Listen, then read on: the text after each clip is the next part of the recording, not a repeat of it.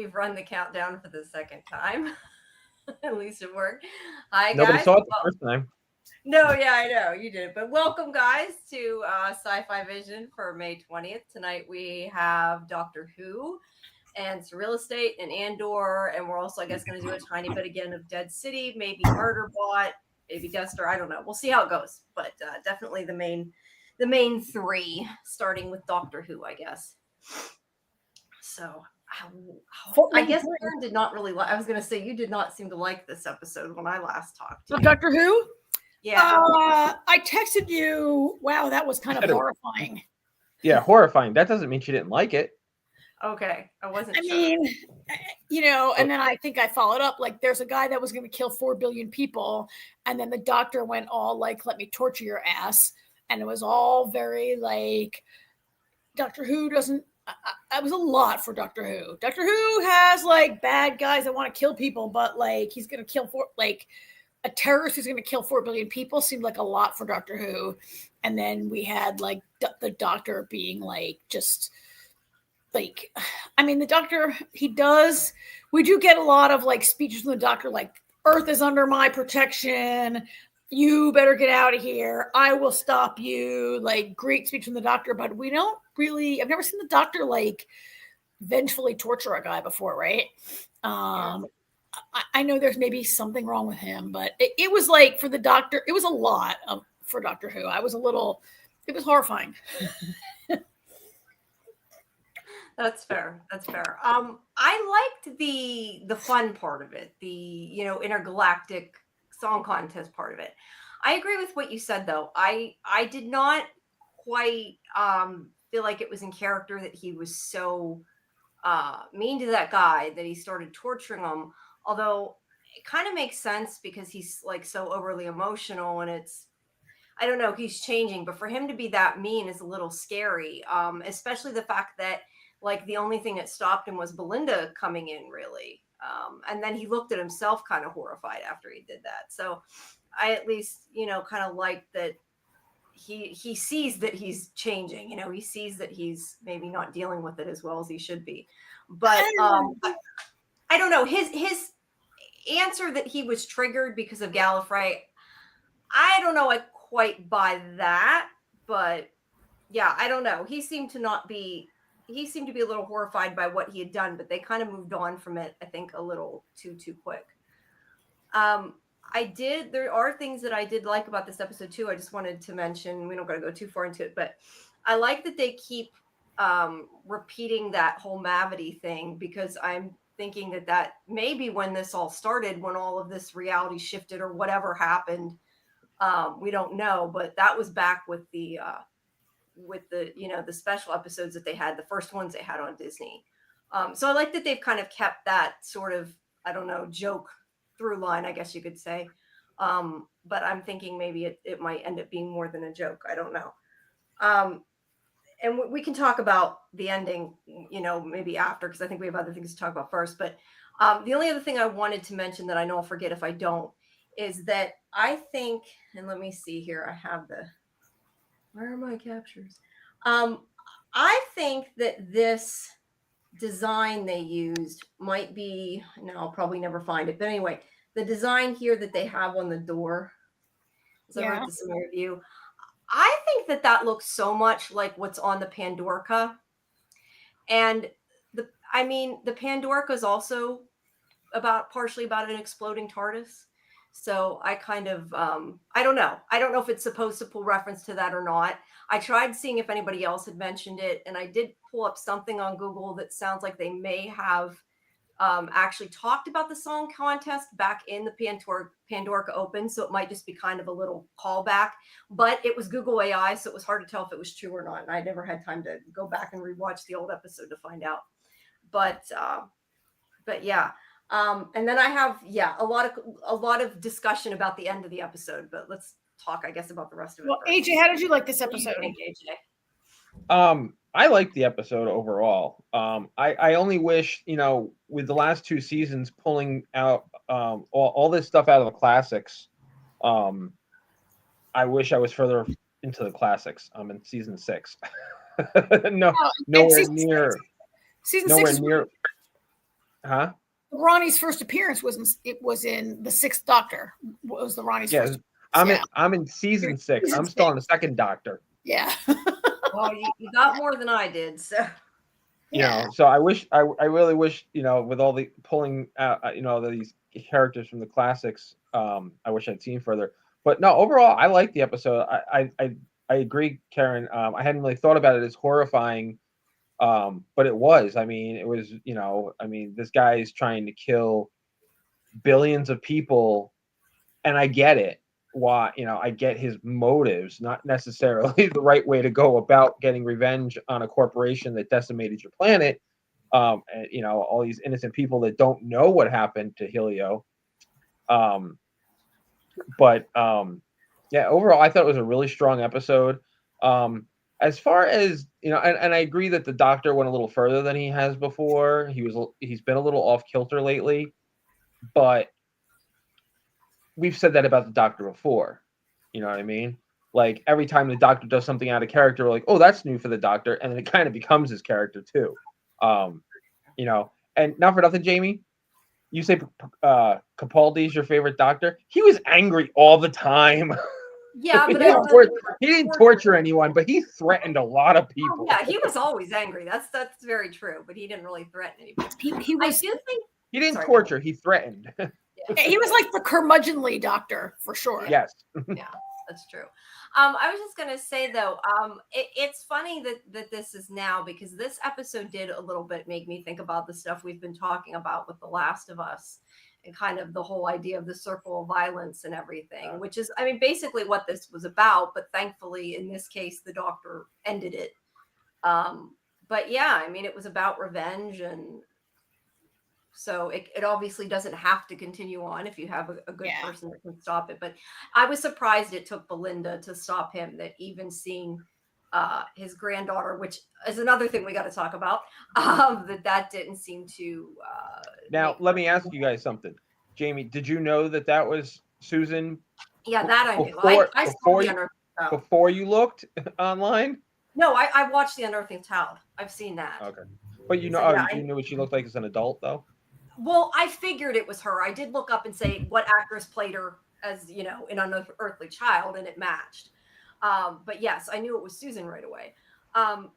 So I think that was interesting that they brought her in. I'm not sure what kind of relevance it's going to have, but yeah. I also wanted to say, I was thinking about the gloves. Were those the same gloves he used in what was the first one with the gravity glove or Mavity gloves or whatever? Was those the same gloves and they like adapted them? No, they were different. They were different. They were gloves, you know, very similar designs from what I because they did two different things.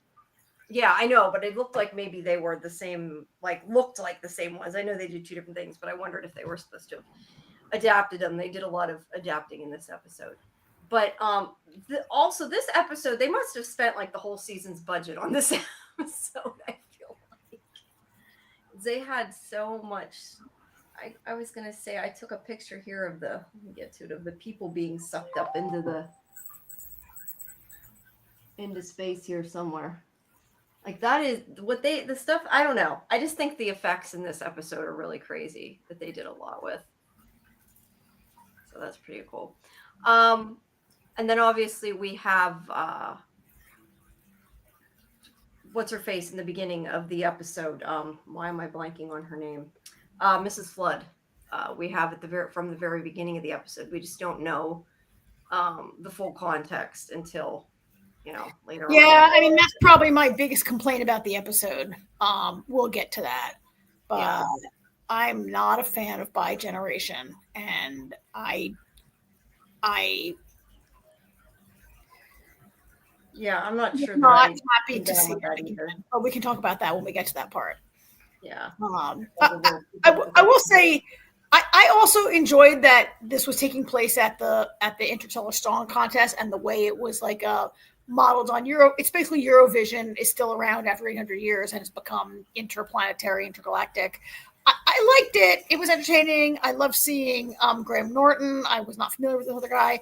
I think I might have I'd love to know how this show has always been for a British audience first and foremost, right?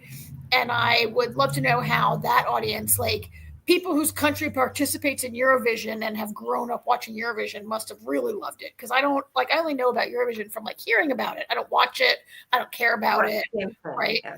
And I it think actually aired this night though, which I think was pretty cool that they put it on that night. The finale was.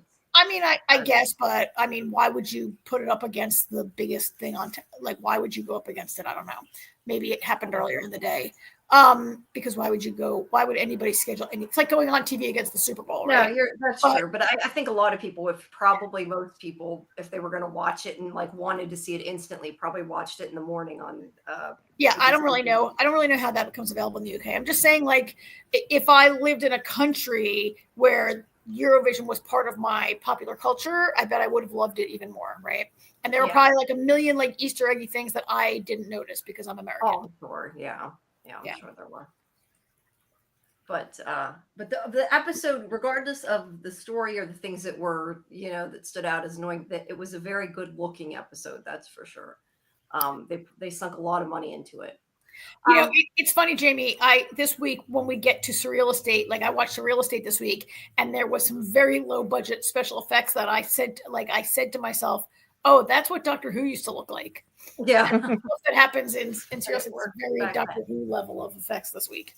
Yeah, I gotta say though, I kind of miss some of the practical sci-fi elements of Doctor Who, like guys in rubber suits and stuff like that. Yeah, I miss that. Yeah. Yeah, no. Sometimes I gotta say though, watching the classics though, sometimes it's like, wow, really? Yeah. So the one thing I want to ask you guys about, because when I saw this, I immediately thought of, now I'm not going to remember the name of the episode. I suck at that anymore. But in Capaldi's era, remember when he froze in space and like he became blind? Yes. Now I guess they're not quite in space because they're still in that Mavity bubble. So well, I had a problem with that at first with the doctor. I was like, how are they going to explain this? And then the doctor woke up, and I was just like, yeah, what are we doing here?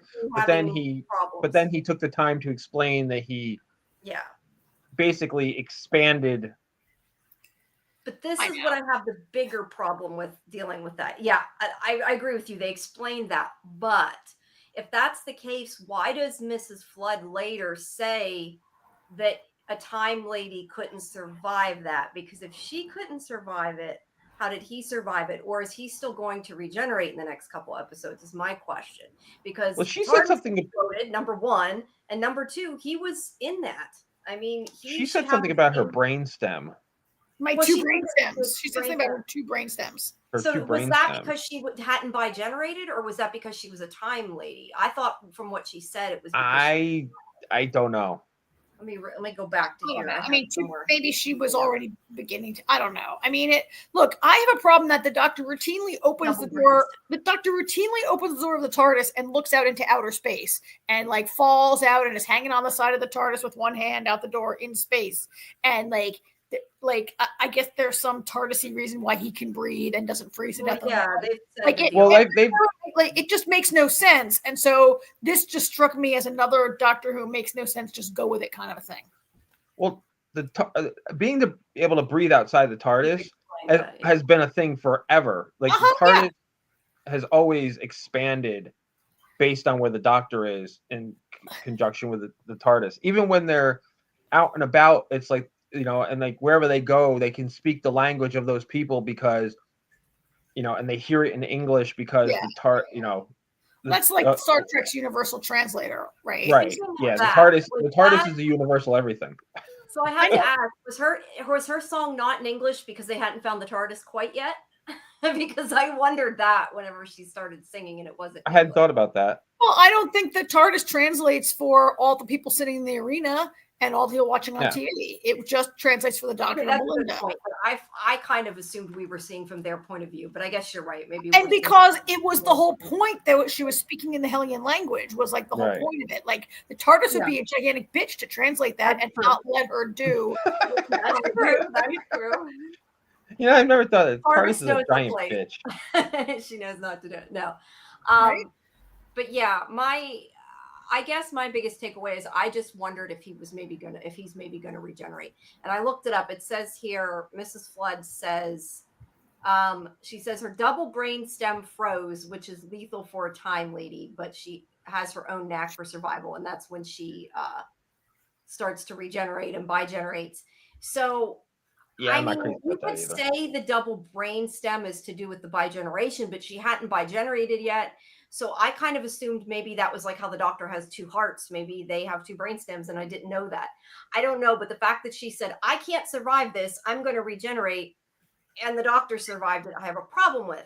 But like I said, how the hell is he going to survive, or is more than that, Belinda going to survive the exploding TARDIS, which is also an issue. So I'm just seriously curious if it's going to be kind of like Capaldi. Maybe he's going to start regenerating, but like he's going to hold it in for a while. Yes, that's what I thought. So 2 things there. First of all, if they have a different anatomy between the male and female Gallifreyans, I'm done. That is some bullshit. That makes no sense. Makes no sense that the women would have a different anatomy than the men. And that's a huge plot hole. Especially considering the fact that the Doctor has been a woman. Yeah. Yes, that too. The Master has been a woman. Yep. And there was nothing different then. So I took it I that don't understand it myself. Yeah. So I had to take it as though her regeneration had already begun and just hadn't really burst out yet. And so her brainstem was starting to split. She did split sort of from the top first and then step out of it at the end, right? Yeah, so I just took it that generation was already in motion. Right. But we seen her in the audience earlier and she was fine. I just questioned because she specifically said it's lethal for a time lady, which makes me think unless they made a really, really bad choice in words. Yeah. In words, that may be indicating he's going to regenerate. And that may be kind of our clue that he's going to, because we know they're not coming back till 2027. So if they are going to pick another Doctor, they probably don't know that. We don't know that. They've said that they're coming. Well, at least that's what I've read. I've not read that. I've read that. I've read that because Shudigawa is doing a play until November, until the fall. They couldn't start shooting until 2026 because of Shudi's schedule. Yeah, I'm not saying wait, just let me complete what I'm trying to say, please. So that would mean people are assuming that they couldn't get on the air until 27 if they don't start till 26. There are also rumors going around though that Shudi has already left the show. Yes. Now, there are lots of rumors, and nobody's I didn't mean that if they started that late, that meant he was gone. I just meant that if they were going to pick another Doctor, they may not have cast him yet, and that it would make sense. Yes. I don't know. I had read that was supposedly the timeline, but a lot of it is rumors. You're right, so I shouldn't say that. There's no official announcement from BBC or Disney that it's not back till 2027. It's not renewed yet. Yeah, they've said that they have no intention of ending it, but that's about as much as official. No, because that would be some bullshit to buy one of the greatest pieces of intellectual property and kill it after 2 years. But it is not renewed yet. Yes. So they say. Look, 2 seasons. A lot of Capaldi only did 2 seasons. Jodie Whittaker did 2 seasons, right? A lot of doctors are only. Capaldi was only 3. Was he 3? 3. He did 3. Yeah, he was 3. I thought Jodie Whittaker did 3 also. 2. Jodie did 2. Anyway, these people do not do long tenures as the Doctor, right? Especially nowadays, being the Doctor. Unless you're David Tennant. Well, but David Tennant he just comes back. He just comes back when he feels like it. I feel like David Tennant was kind of the first Doctor that being the Doctor made him a star. And now, so some of these, I'm not saying these actors were not stars, but being the Doctor is a whole other level of fandom and recognition. And then I feel like nowadays, if you play the Doctor, you quickly go on to other stuff. I don't know. Anyway, it's not renewed. We don't know. And bigeneration is some bullshit that I hate. And I really don't care. And I don't think that, Jamie, you're right. It could be a little signal that the Doctor might regenerate and Shudigawa could be leaving, but I don't think it's different for a male or female. She says a time lady can't survive that, but maybe she's saying it kind of like the royal we. She didn't say a time lady can't survive, but a time lord can. right? Also, it bothers me. Am I not going to let it bother that she called herself a time lady? Like, the Doctor Who is so post-gender for so many years now, and then to have this very like different title, like, why can't you be a Time Lord? Jodie Whittaker's Doctor, the 13th Doctor, never called herself a time lady, to my knowledge, right? That I can recall. The Doctor, I don't think ever has. I would assume, and I could be wrong, but I think when she said time lady, it was kind of like them revealing the clues slowly. So like you could be like, oh, what time lady is she? Is this the Master, or is it, you know what I mean? I don't know. But it just irritated me with the whole, like I said, if she says she can't survive, he shouldn't be able to survive. That was my biggest takeaway. And I hope it's not just a really big plot hole. Not that I want Ncuti to leave. I just, if that was just a bad line they put in, that was really bad. Because that's I think it's a bad line. I think it's a bad line. I think they tried to be cutesy because it's Anita Dobson and, playing Miss Flood, who's Miss Flood's kind of fun and quirky and everything, and given her age, saying something like, "Ooh, a time lady" is something that, you could see her, cutesy kind of saying. I think it's a bad script, considering they know how many people pull this show apart. So I think it was just the writing. Look, I didn't mind the bi-generation the first time. I thought it was different.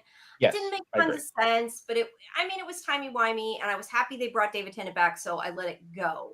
But I feel like a second time is sloppy. However, I do see that it may be done to sort of parallel like the same trajectory he had, but I still would have preferred if they didn't do it. I just think they should have had her regenerate into the Ronnie. I prefer if they go ahead, AJ, go ahead. I was just gonna say, I don't like it for a couple of reasons. One, Mrs. Flood hasn't really done anything other than chase his ass around, collecting the data from the Vindicator. The new actress playing the Ronnie is definitely got more of an attitude, and she treats Miss Flood like a subservient.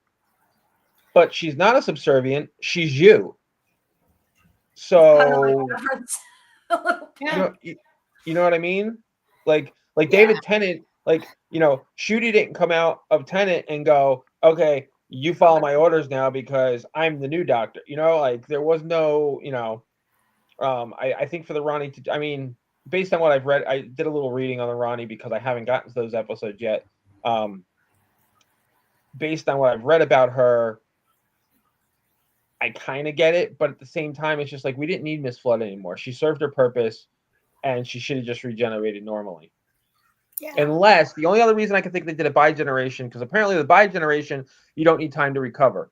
If she had regenerated normally, she would have been out of commission for a minute and wouldn't have been able to just be all snarky and walk away the way she did. Which also makes no sense, because I could see how a normal regeneration might not be as difficult as regenerating into two people. Like, you should be more exhausted when you split half your energy. I don't more she wasn't exhausted than she bi-generated. I would prefer for bi-generation. I'm in the Jamie. We all agree on this.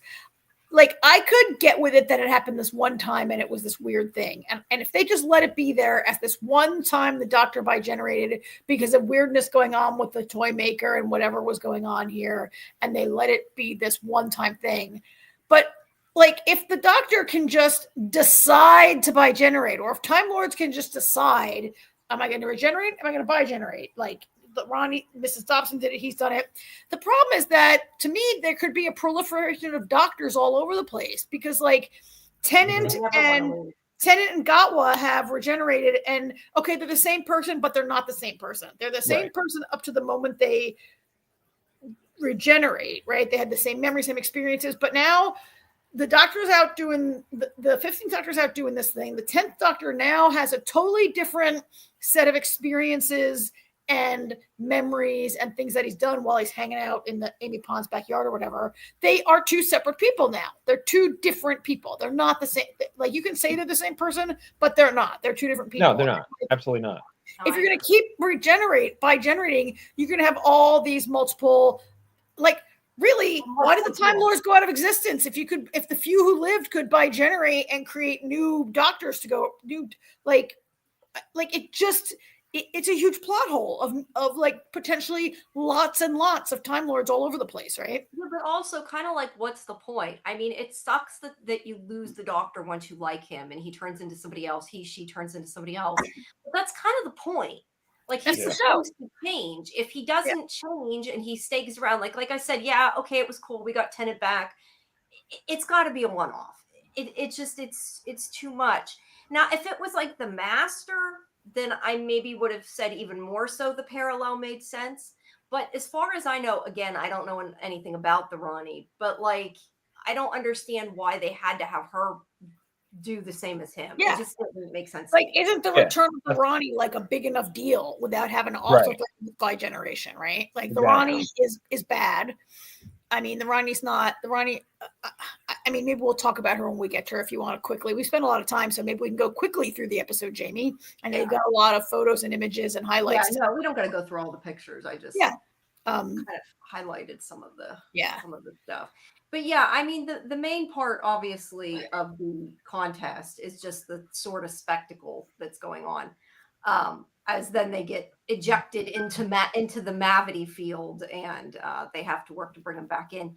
The only thing, I just had a couple notes. Some of them are more like quotes and things I liked.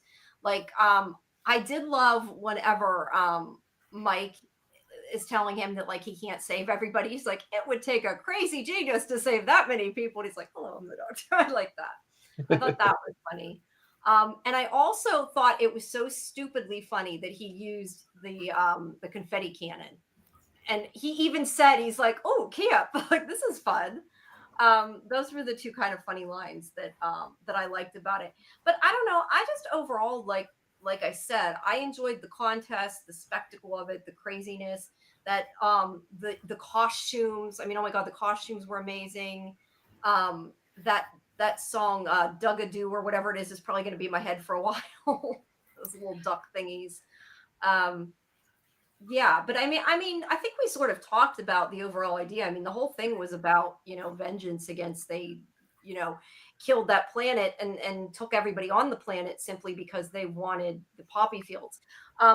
And that woman was made to, that Cora cut her own horn. Well, she was forced to cut her horns off. But no, that is not clear. That was not clear to me that she was forced to cut her horns off. Was that said? I didn't catch that. Belinda said, was it a choice or did you force or something? And she said she was forced, but I'm not sure if she did it herself or not. Let's see. Okay, thank you for clarifying that. Yeah, it said, she said something like, yes, she was forced, but she didn't actually say if she did it. So it's lifted her hair to reveal her horns, which she says were removed. Okay, I did have in here, she said they were removed by force. So either way, they treated this race like scum. And I think that there's obviously a message there about being treated less than, and kind of what it does. And I mean, we know that Russell T Davies does always put a message in. I didn't mind it so much in this one. But I did find it interesting. I'm trying to find the picture here as I'm telling you. It's actually interesting because, Karen, we're dealing with the same thing on Andor. They did the same Gorman. It was exactly like the Gormans on Andor. Yeah. It's crazy how similar, like the Gormans had something on their planet that the Empire wanted. And so they promoted that they were like a bad negative people. Propaganda. Made all this propaganda so they could like steal their planet from them, basically. Yeah. But I mean, I was just saying, though, Russell T Davies does kind of stick in a lot of messages. We know that. But I did find it interesting that when they showed their planet, it looked a lot like Earth. So that, a little bit. Clearly part of the message that, we don't treat people right. So I don't know. It didn't bother me in this episode. I think it worked really well because, a lot of people are treated like shit. And I think highlighting that. So it wasn't really too preachy for me. It worked. I'm starting to, I really understand why people feel that RTD is getting too preachy and too messagey in a lot of the episodes. And this had a message, but it was lighter and it wasn't as, right. It wasn't, I'm getting a little sick of it myself. And I'm a pretty I mean, my politics are closer to his than they are to like the president of the United States. I don't disagree with what he says every week. Sometimes I'm just like, can we just like fly around the TARDIS this week? And so it was a little lower key this week in his messaging. I did like the fact. I mean, there was clear message, but I did like the fact that it didn't feel as in your face, even though that was the whole central point of the episode. It wasn't being jammed down our throats like messages in previous episodes that we've complained about have been. To say it was a little lower key would be, correct in because we had these great breaks with. I mean, I love the songs not because they're like great songs that I'm going to download, but because I felt like they nailed it. These are the kind of songs that people sing in Eurovision. And the lyrics were kind of hilarious, and I kind of loved the singing moments. I don't watch Eurovision, but from what I've watched of it or from other, like, that felt really right on the way they did the songs, I thought. Yeah. And I love seeing Graham Norton. That was pretty fun. I love Graham Norton. I love his show. I love the fact that Graham Norton is the one that told them that the Earth is gone. It's like got exploded, basically. Yeah. That was great. So it was great to have all of that in between sort of the message, and the message was like, I mean, I did feel that our Hellion terrorists were a little they really held back on their motivation until deep into the episode before we learned what these guys were about, what these two were about. And there was a point where I felt a little bit like, okay, spill it, get on with it, tell us, I need to know. This is not that deep a show, but there was a point where I was like, I need to know their motivation for me to continue to buy in with these guys, right? I thought maybe they held that a little long.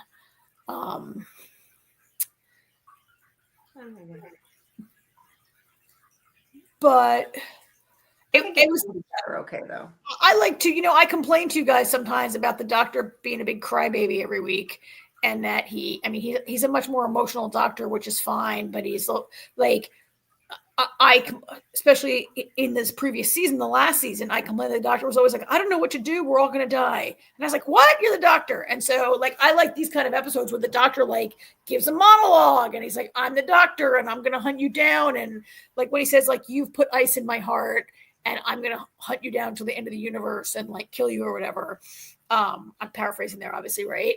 But like it wasn't the best Doctor speech. Jim, you know how much I love when they play the Time of the Doctor and the Doctor gives a speech, dun, dun, dun, dun, dun, dun. And I like those Doctor moments, and we had that. This wasn't the greatest Doctor speech moment ever, but it was pretty, like, I really enjoyed seeing this 15th Doctor be that guy that I kind of miss sometimes these 2 years. Yeah. I'm just concerned that he went too far, clearly. Do you think they might be foreshadowing like a problem? Probably. I think even Belinda was the only one that was able to stop him. That's what I found even more interesting. Like he looked at if you looked at the look on his face, and I don't think I have a picture of it, but he looked at his hands like after he did it, like, oh shit, what have I done? There was kind of that moment, like right before he took the gloves off, where he realized he'd gone too far. So I appreciated they included that. I think a lot of the stuff that we've questioned these past 2 seasons about the Doctor are going to start to come together in the next 2 episodes. I really think that there's something very wacky going on here. Ever since the giggle, things have not been the same. Well, we've got the reality war, right? Yeah. Well, that would explain the name of the 10th episode. Yeah. What's next episode? Wish. Yeah, I think it's called the Wish. I believe so. I mean, I agree with Jamie that. What do I agree with? Something that you said earlier about the Doctor. Yeah, world. Oh, sort of when the thing. doctor said, "Oh, I'm sorry, I was triggered," when he said he was going to kill 4 billion people, it made me think of the destruction of Gallifrey, and it triggered me, and I lost it. And I think I agree with you. That's bullshit because we've It's seen happened before. He's how known many about times it. has the doctor like saved the entire Earth from being destroyed with 7 billion people on it, or survived entire like other planets being destroyed, and the doctor never was like triggered into torture because faced with mass murder, right? It's just not a real excuse. I can only think of the fact that a lot of people say that nowadays, and it was I'm kind of triggered. like I'm triggered. Yeah. Which granted, sometimes it's true, and I don't mean to like, downplay that. But the way they did it in the show, like, yeah, you've had this happen before. This isn't something unique. You've never acted like this before, whether you're a different doctor. Well, and I can see like I'm triggered, so I started to cry, or I'm triggered, so I was afraid, but I'm triggered, so I tortured a guy like by multiple electrical shocks that I wouldn't stop even after he was subdued. Like that's not a valid, like being triggered is not a valid excuse for the doctor's action, right? Yeah. I mean, I guess, and the doctors. So, okay, can I just ramble for a second, if you don't mind? Like a long-running theme in Doctor Who is his trauma from the Time War and the destruction of Gallifrey, and he actually had kind of worked through that. We haven't seen that so much in the last few seasons, I think, of Doctor Who. Like that severely traumatized, lonely guy has kind of evolved. Maybe in the post-Capaldi kind of years, maybe right, maybe even with Capaldi a little bit. So, like that guy was like this was like a much more toxic version of that guy for a minute. My hand is gone. I'm trying to snap for a minute, and then I agree. And overall, I like this. And I was just gonna say, I do like that this time at least the message was not as shoved down your face. Just like he even made a comment about Graham Norton. He said something like, "Oh, I met him at Pride," or something like that. And it was just like it was almost a throwaway line, but not because it made sense. But it wasn't like trying to be something that it wasn't. You know what I mean? It just worked. So that was great. The only other thing I want to ask you guys is, why do you think he's seeing Susan? Like, was it just to give him a wake up call, or is there more to it? Because it's I think there's got to be more to it, because the last time he saw Susan, she was a teenager. He has not seen Susan since he dropped her off, since he left her. He didn't really drop her off. He left her. She fell in love with a guy, and the doctor could see that she was really happy, but she was like, "Oh, I got to go now. Me and my granddad and my 2 teacher friends, we got to go back in the TARDIS," and he left her. Yeah, and so that's why, like, he does seem to not recognize Susan, right? Like, and he's like, "Well, maybe. Oh no, it can't be." So some kind of line like that, which, yeah, I feel like this is going to be this. She's projecting to him, or something is going on there, because, like, he doesn't know what she looks like now, unless off screen, because he even says to, Ruby when they're in, was it 19? What year was it? 1973. When Ruby was born. No, when they went to see the Beatles. What year did they go? Oh yeah. I'm not sure. Whatever year that was, he mentioned Susan, and he says I haven't seen her in since she was on, since she left the TARDIS. I haven't seen her. So, now that's not to say that he hasn't peeked in on her without her knowing, and he knows what she looks like, maybe. But I get the feeling he definitely didn't recognize her. Yeah. See, I assumed he knew it was her. Well, to be fair, though, she did say grandfather, unless he's got more grandchildren. He technically he did. Right, but not that we've ever been in. Right. To my knowledge, Susan's the only one that we've ever actually met. So I don't know if there's anything later doctors, but yeah, maybe he just didn't believe it. I don't know. I'm just curious where that's going. And I gotta say, I'm glad they got the actress to come back, because I know when she left the show all those many years ago, it was not under good circumstances. I did not know that. But yeah, she felt very underappreciated and underused. Well, I think Yeah. I don't know what I was going to say. I only saw those first two, so I don't know what happened beyond that. I saw an Unearthly Child and whatever the other one was called. I forget the name of.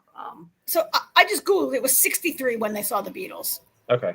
But he does say, like, she's probably dead. He says, like, she's dead now, right? Like, because the Master, like, well, they were, like, Master wiped them all out, right? Like, well, I mean, there was the Time War with the Master and all that. Well, she wasn't. That's the thing. She wasn't on Gallifrey. She was on Earth.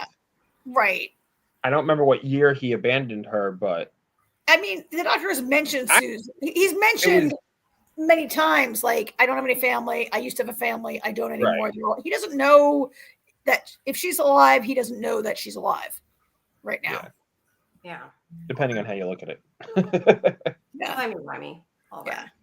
Yes. But overall, I enjoyed it. I was reading what Bill said here. He does not like Stephen Moffat's writing, or only like Stephen Moffat's writing. Stephen Moffat does all the best episodes are Stephen Moffat episodes. Well, yeah, we know this.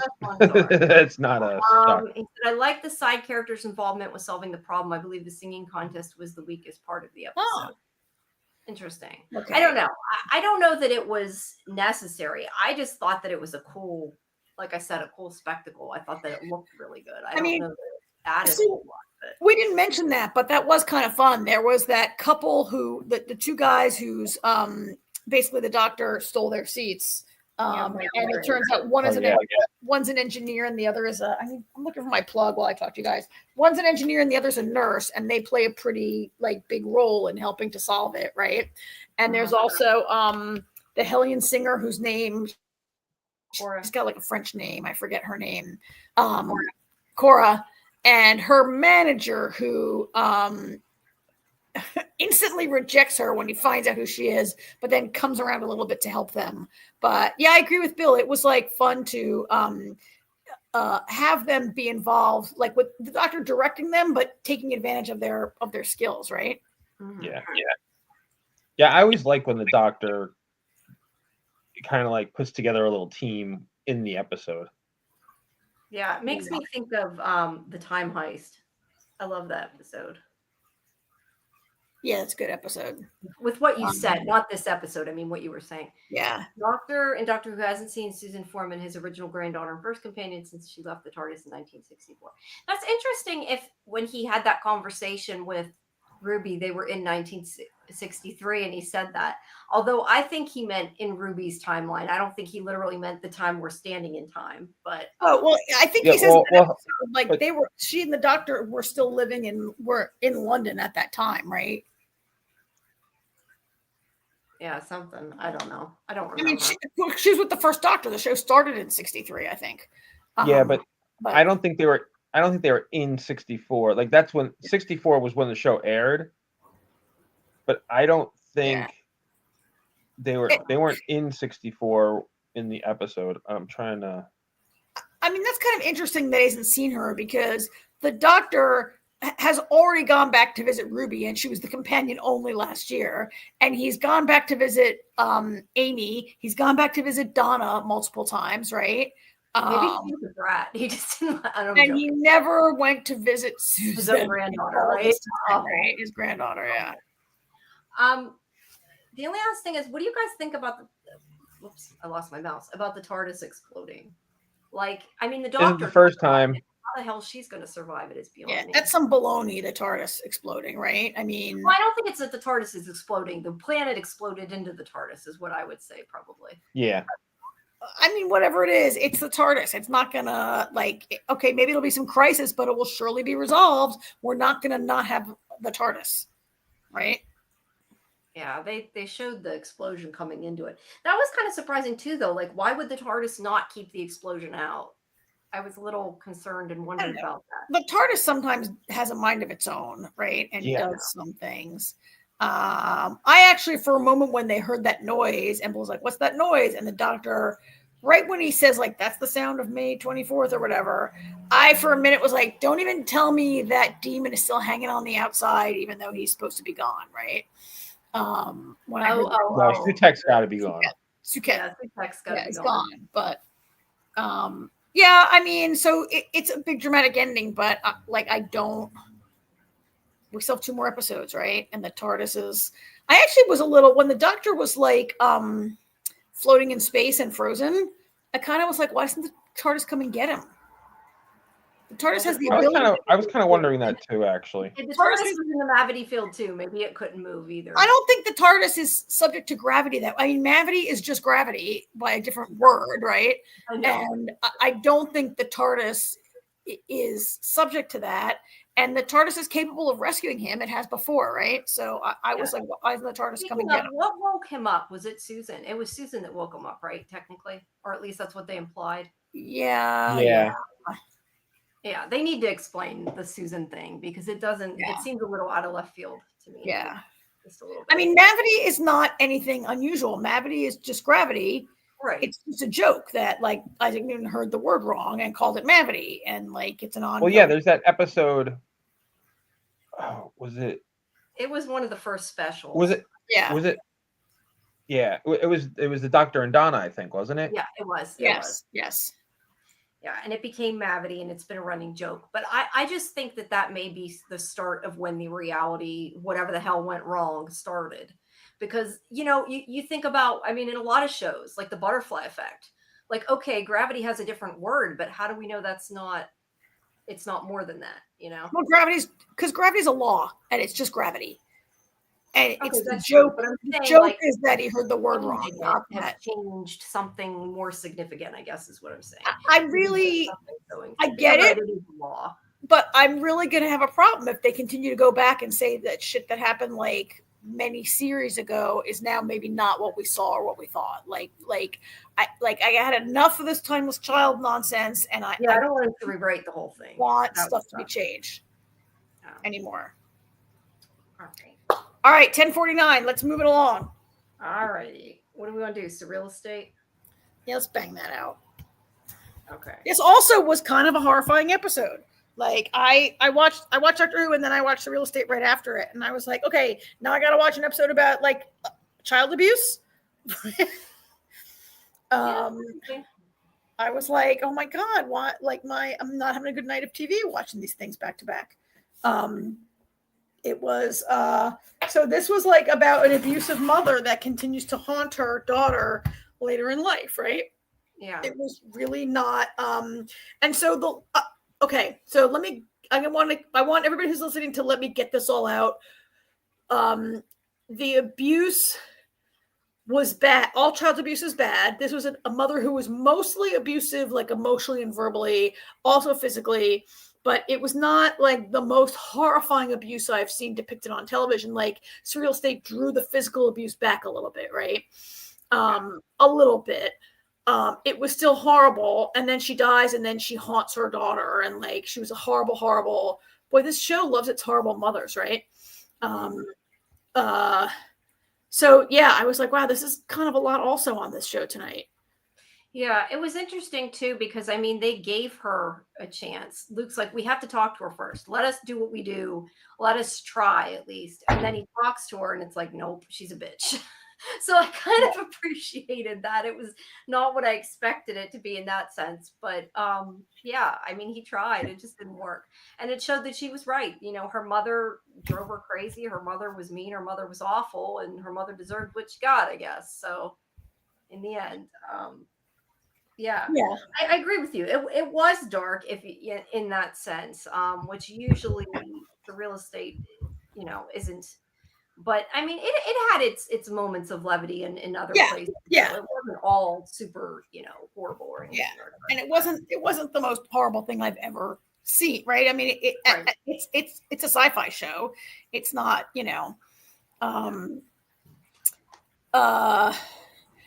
And I'm not really sure how the ghost was going to kidnap. Like the mother was like, the dead mother's like, I'm going to steal my daughter are horrible. I'm going to steal my newborn granddaughter as soon as she's born. And it's not really clear to me how that would work. But this show, the ghosts are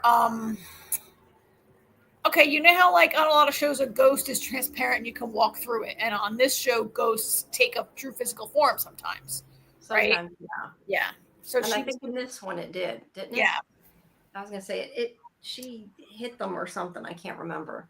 At some point in the episode. So that is the, I guess, A storyline. Uh-huh.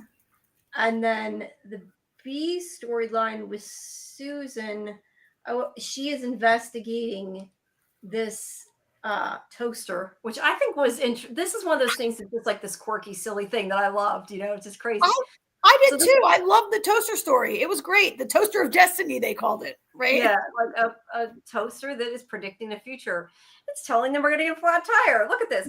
I got a question though, why they were so like, since it didn't really do anything other than help them out. I'm not sure why they were so adamant about getting rid of it. I would have kept it. Like, it was helpful. Yeah, right? The toaster like told the truth. It wasn't like the toaster wasn't like threatening to kill them or anything. Toaster was like, here's a flat tire. You're going to get a flat today. Here's a picture of a fireman. You're going to see your fireman today, right? Like it was, I would totally keep that toaster also. Yeah. Although they might have eventually gotten haunted because at the end the dead guy wants his toaster back, right? Yeah, well, I think the only reason he maybe came back was because he came out to Luke. Yeah, because Luke came out to see him.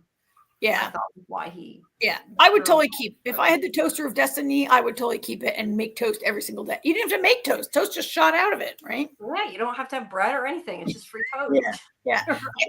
I liked it a lot, Jamie. I think you said you liked it. It sounds like we both really found it to be kind of a fun thing. Yeah, I mean, it was a side story, but it was a good side story. Yeah.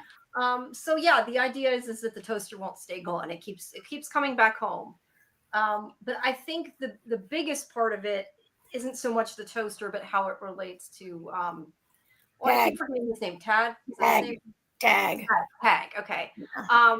So she gives it to him, and he's kind of checking it out, and he later on sees with it. But first, I'm trying to see what's first. That's where do you watch this show Found on NBC, which just got canceled?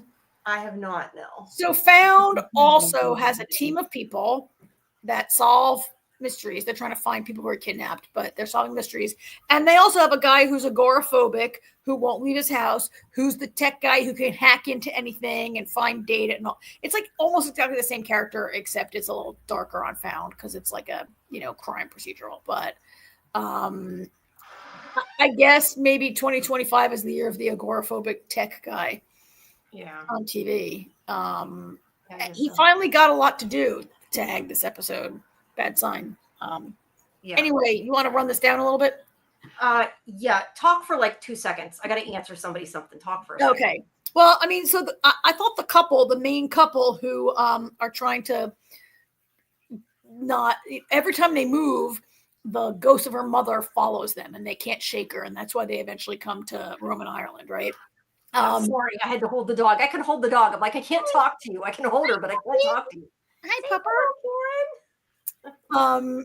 But they don't tell the truth at the beginning, right? They won't tell the truth about what's really going on, which is kind of, I mean, look, if you're being haunted, and then you're not going to tell your Ghostbusters everything. That seems like a dumb idea, but it does. They hired them. They don't want to say it's her mother. I get they're kind of like.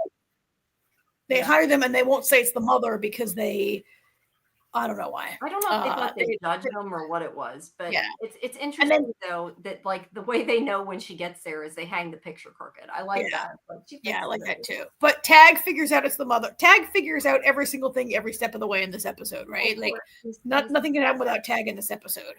I started to think he was crushing on Susan. Oh, definitely. Most definitely, yeah. In a little bit creepy-ish kind of, I actually thought where this might be going, the storyline was that he was going to start like maybe being like a stalker or inappropriate. Like, okay, having a crush on your boss is kind of like, I mean, having the crush is not inappropriate, but acting on a crush on your boss would be inappropriate in the workplace, right? I mean, you can't help if you get a crush. And I thought maybe it was going to go to like a bad workplace storyline. That's not where it went, but that's the feeling I was getting. No, I didn't. I mean, I knew he had a crush on her, but I don't know that I ever thought that I thought he was just like shy and was never going to really do anything about it. But yeah, he definitely had a crush on her. But she, meanwhile, found the piece of toast, and I thought I had a picture of that piece of toast. Oh, no, I have the Crash toast. Picture of Crash. Yeah, Crash wants to go on a date with her, and that's what it's for. And because he does in this scene, he's like, is he anybody important? Like, he's kind of trying to feel her out. Like, are you dating this guy? Yeah. Yeah. It was a little awkward. But meanwhile, this is Oh, there's what Tyler. Toast Tyler. Yeah, Tyler's on the toast. That's what Tag gets first. I think it was Tag that got it. It's not Tag got the yeah, Tag. but he didn't know why he was seeing Tyler, but that was what the first thing was. And then we also have this guy. Whoop, wrong picture. That guy. I love this. With the toaster. I don't know why he was gray though. Why did he show up with gray skin? That like, well, he's supposed to be black and white. I thought it was kind of cute that he's a guy who died in the 50s, and it's this very like 1950s black and white too. Storyline, and he looked like do you ever see the movie Pleasantville where it's like all shot? Like I thought that it was like a. I mean, it kind of doesn't make sense because they've met other ghosts who are from the time before color television, and they don't all appear like in black and white. But I just thought it was like a cute thing that they did with this guy who's from 1950 or whatever he's from. Yeah, well, I was stupid and didn't pick up on it. I'm like, why is he gray? He wasn't gray. He was black and white. That makes more sense. That definitely makes more sense. But Luke does take care of the toaster guy, but he comes and this is where he meets the mother, and he's like, okay, we can't brazen with her. They really like, if you go back, they really like Joan Crawford it up, right? Yeah. I mean, there is that whole scene where Tag says like, no more wire hangers, but she's got a little bit of a look. Actually, she's got more of a Betty Davis look to me, but they like in a Baby Jane-ish. They did a good job of making her look like the characters they've been comparing her to in talking about her. Yeah, and I mean that's where he found out not everybody is nice because he tried. He did his best. Yeah, there's a picture of the guy in black and white. Yeah, that makes so much more sense now that that I feel stupid, but it makes more sense. Right. So yeah, the guy came back. He wanted his toaster, and he got his toaster, and he left, and he was happy. So he'll quit haunting them now. So that went okay. And the toaster's gone. Then we have their date, which seemed to go pretty good, although it was not the main idea. And then we have Augie, who made like a ghost busting type thing and sucked her up. And put her in the well. I love that they put her in the well. That was great. Yeah, and then she goes, "I wish you." Well, that was what she always said to her, but I hadn't thought about it. It is kind of a double play on words there. And then Susan actually goes to see Tag, which was surprising. Yes, that I was like, he has a weird crush on you. Don't go to his house. What's going on? Yeah. Well, I think the point is that they treated him like family, and he seems like he doesn't have a lot of friends, and he was happy to have a friend. So, but then she left, and he sees the tombstone toast. And he fought his fear, which I like that like could he have done that? I don't know, but he fought his agoraphobia just to come out and save her because she wasn't answering the phone, and he knew something bad was going to happen. And he pushes her out of the way. And of course, it's Tyler who has this idea, because we did skip that. Luke told Tyler no, because Susan had told him that wasn't what they were, what they did. He kind of blamed it on Susan to get out of it. Like, well, maybe if I kill Susan, now Luke will change his mind, which is like made no sense. But that was what Tyler thought. And so he tries to run her over, and Tag pushes her out of the way and gets hit by the car. And I think he's dead, right? Yeah, I think so too. I wonder if he's going to be a ghost though. With this show, he might be. We might see him again. I wouldn't be surprised if we did. That's a good idea, Jamie, because they sort of devoted a lot of time to this new character just to kill him off before the end of the season, right? Yeah, who knows? Maybe he'll still work for them beyond the grave. You never know. Maybe. I mean, look, I've been complaining that there are too many people on the show, and there are characters that don't get any airtime because there's too many of them, and so. If he's off the show, look, I'm not so attached to him that I care, right? And it would give time for other people. Like if I had to choose between Tag and Lomax, I want Lomax on my screen, right? Yeah. No, I mean he was good, but I agree with you. There are a lot of people, but I just could see them putting him in as a spirit or something. Like it would make sense to keep him in it. Like I said, maybe he even continues to work for them. Maybe. I mean, I think this really was about showing Tyler's escalating behavior and how bad Tyler is and like where we're going. Like eventually they'll find out that it was Tyler who did this, right? So he's a victim of the Tyler storyline, probably. Look, I wouldn't mind them having a ghost helping them, but I wouldn't mind them cutting down the cast a little bit. Yeah, but maybe like having one episode where they get to tell him goodbye or something would be cool. Could be cool, depending how they play it. I think it depends how they play it. All right. So I think that's it for SurrealEstate. Yep. Let's move it along. I guess we can really quick do Dead City and maybe touch on Murderbot, but we don't have to, bloat the issue, obviously. So the main point of, and guy, for people who don't know, you probably do, but if you don't know, Lori and I did break this down a lot more on our Monday show. You can, of course, find that on in the live YouTube tab on our YouTube, yes. But on Mondays at 9:00, we have our Dead City show. So this episode was a lot of showing, in my opinion, the beginning of Herschel's brainwashing, whatever you want to call it. Yeah. I mean, I'm still kind of curious. The one thing that we were talking a lot about is like what really tipped him over. And I'm curious what the whole toe thing was, because I almost wonder if like she had him make a sacrifice or something and he was part of it, as opposed to like they took his toe. Just because he's like in trying to get him on her side, and he feels like she does. He doesn't want the world to change, and I've always thought that chopping off his toe was just a sign to Maggie. Like, I cut off his toe, but I could have killed him, and I could. I think it was definitely meant that way, but I just kind of wondered if maybe like it was on their side opposite, where she was something like, to prove that you're on my side or something, you have to give a part of yourself. I don't know. That's for whatever reason what stuck in my head. I don't know. I honestly don't. I think you're giving these writers too much credit. It's not that great a written show.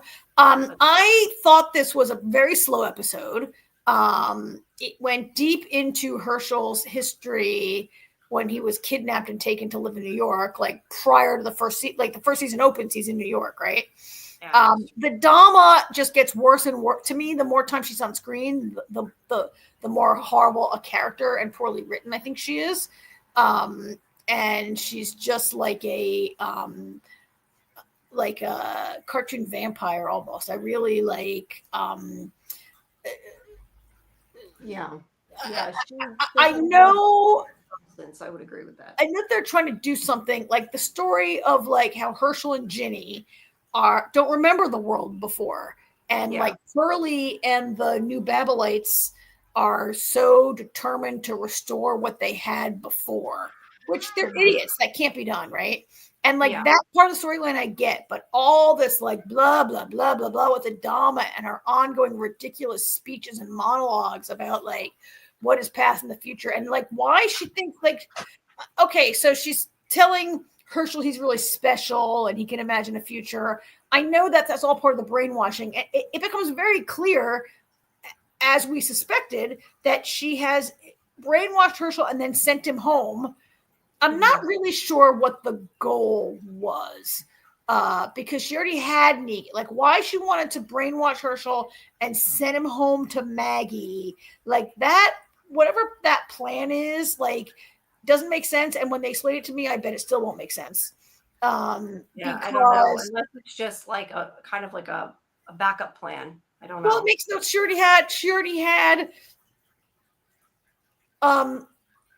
Negan. It's not clear that the Dama really knew anything about Maggie. Maggie is not the leader of a community anymore, and doesn't really want to be involved in any of this shit. I'm not really sure, like how.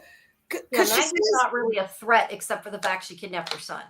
That's the only reason she's a threat. Well, and she kidnapped him, I think, really because he's a child that Negan knew and cared about, right? Is maybe why. Like, it's not even really clear why she's not going after everyone else who's from Alexandria, right? She's not like Alexandria and the Commonwealth are apparently still like huge thriving communities. And the CRM is in like upstate New York, and you're like Cornell or whatever, right? I forget where they are, somewhere in New York, Albany, right? Albany, and like somehow they don't know about New York. How do they not know about what's going on in New York? And why is New York not? They don't know about what's going on in New York, but yet they can walk across the country in a day. So well, yeah, and then somehow New Babylon, which seems to be like just a bunch of Civil War reenactors and a bunch of like small, like this whole thing, whatever.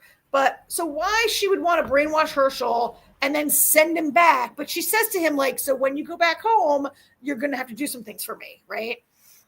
So the main point of this was that we learned that Herschel is some sort of a double agent or a sleeper agent or an asset that she has tried to cultivate or whatever is going on with that, right? To me, Jamie, do you think he's? I mean, he seems to not be 100% convinced. I think he's kind of both. Yeah. I don't know that he's 100% convinced she's right. I don't think he would do anything purposely that would kill his mother. I still think he cares about his mother. Yeah. But I don't know that he's completely on Maga's side either. He does seem to be really enamored with what she's selling, basically. His conflict with Maggie is kind of the most interesting part of the show. Like the idea that Maggie can never get over Glenn, and not that she should get over Glenn, but she can never like move past what happened. Like for Maggie, it's like it just happened. In the middle.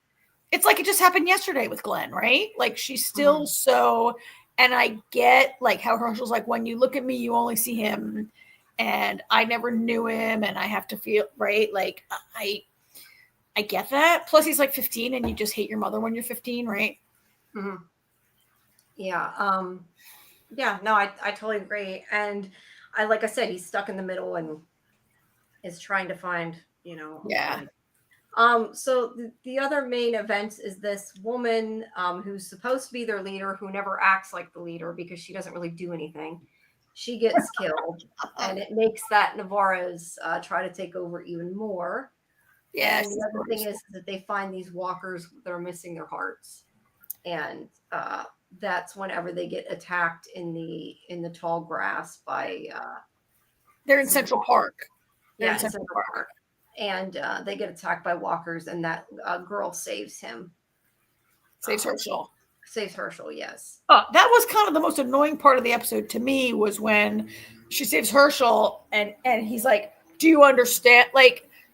I'm like, she's not an alien from another planet. Like, he's like acting like maybe she doesn't speak English, or maybe she, I don't know, is not intellectually, like that whole bit of like, and then he shows her a drawing and she's like, how did you do that? And he says, let me show you. And I'm like, oh, she doesn't know how to draw? Never seen a pencil? I mean, if you don't know what a pencil is, like people know how to make marks to make art. That's been around forever. It's not 10,000, yeah. I agree with that part. That was ridiculous. She's like, how did you do that? And he's like, let me show you. I'm like, come on, she knows how to freaking draw. And then you go back to where they live, and they're pretty totally normal, except for their cuckoo religion of cutting out hearts. Like they have first aid, right? Like, I'm like, she doesn't know how to draw. Come on, Walking Dead, do better. Yeah, no, I totally agree with that. But she does at least save him when Maggie is unable to.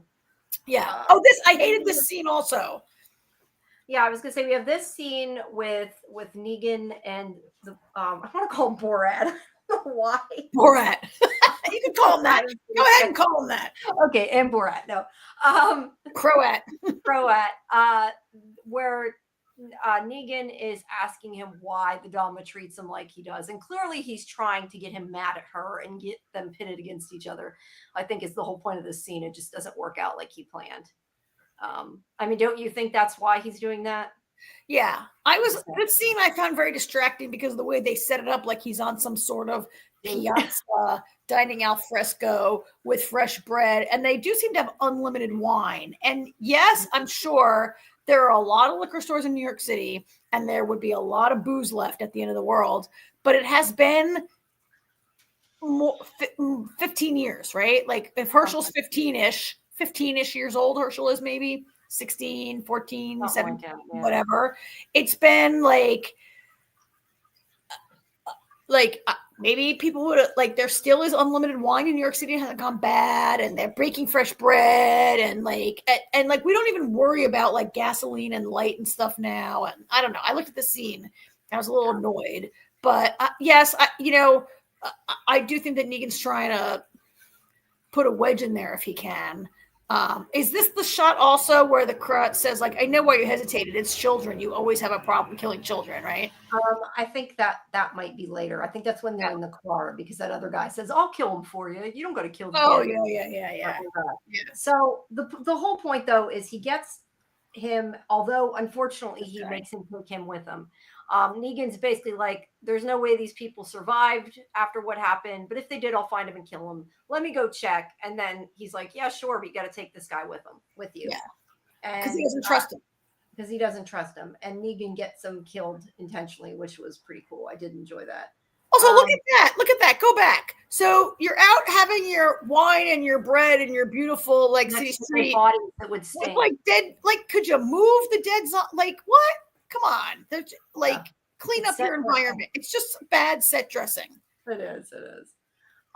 But so they go to this place where these people live, that they take them in, and they're all telling her, you know, Maggie, don't be stupid and get killed going out trying to look for Herschel, which I gotta say was actually good advice for once, and she listened, which she usually doesn't. Yeah. You know, they're like, we'll send people out. Although I think that if I was Maggie and had known what these people do and don't seem to care that their own people die, I probably wouldn't have listened. But you know, this was before they realized. Do you think they don't seem to care that their own people die? I thought they were. I don't want to say they don't care, but they don't. I mean, what was her name? Roxana or Rock, something like that. I want to say like Rock. They seem to be very upset that this young woman died. Well, they're upset, but they won't take any modern conveniences to try to save her. Okay. I mean, okay. First of all, I don't know, but there are no modern conveniences. It's the end of the world. But they wouldn't even take a first aid kit to try to help her. I actually thought there was no chance for her when she gets stabbed. Did you see how the femoral artery? Yeah. Yeah. The blood was gushing out. Like, I couldn't even believe she was still alive when they got there. I don't really think they had the capability to. Like, I thought with that amount of gushing blood, she shouldn't have been still alive. Probably. I just feel like usually people would try anything they could, and he offers them a first aid kit and they turn it down. But you're right, she would have died anyway. I'm not saying she wouldn't have, but it was kind of like, this is the walkers are us. We all die. We're going to eventually all become that. She seemed very cavalier about it to me. Well, I mean, okay, it was a shitty first aid kit that probably couldn't help, but I mean, we've seen this before. First of all, there are contemporary religions among us right now that don't believe in modern medicine, right? Like I'm not. I know a couple. I don't want to name them because I don't really know the details. But we have religions, like contemporary Christian religions that I know of, that don't believe in modern medicine, right? And we have seen multiple, like, part of the whole Walking Dead thing in the last 10 years is like weirdo cultists who believe, like, we've seen going back to like almost the first season of Fear when they were on that ranch about like people who like, oh, we're going to turn to zombies. I'm going to kill people to release them so they can become a zombie. Like this is not anything new in the Walking Dead universe. And at least they're a peaceful cult. They're not a crazy cult, because I know you hate those a lot on the show. But my point is I felt that she was kind of like, we're all going to die anyway. Like, I didn't feel like she was trying, but you're right. She probably would have died, but that was just kind of the, I don't know, the way she acted that I got. But Herschel does come back because I'm trying to get through the pictures, because that girl helps him. And that, like you said, she's dying, and they let her die. They tell her goodbye. I think the main point of this was the fact that Maggie and Herschel kind of fought towards the end, where he kind of finally says to her, you know, Negan doesn't matter to me, because Negan, it does save him from this guy who I think it was the way they did it was cool, because you weren't sure at first if he was a walker or not. Yeah, he was not a walker. He stabs her. I thought he was a walker at first, and I'm like, wait, how did a walker do that? Oh, they can't, exactly. So he was alive, but Negan killed him. And Herschel had a chance to kill Negan, but did not. And he did tell Maggie what happened. He didn't say that he tried to kill him, but he did say that Negan came and, you know, stabbed the guy. And he, you know, Maggie starts asking him all these questions about Negan, and he's like, you know, Negan's what you care about. I don't. And I kind of see his point of view, and I can see why the drama was able, like, not that he should have fallen for her stuff, but I mean, I can kind of see how, like, he found somebody in her that listened, where Maggie has been very not listening, where she's been all about herself and not about him, and not intentionally. And I understand why she's done that, but he feels alone, and he's trying in this moment to say to her, look, I never even met my father, and this is what you care about. And you don't, and he's kind of saying, you won't listen to me. You don't care about me. And he gets mad. And I think that maybe she needs to listen a little more. Yeah. Was my takeaway from that. But, yeah.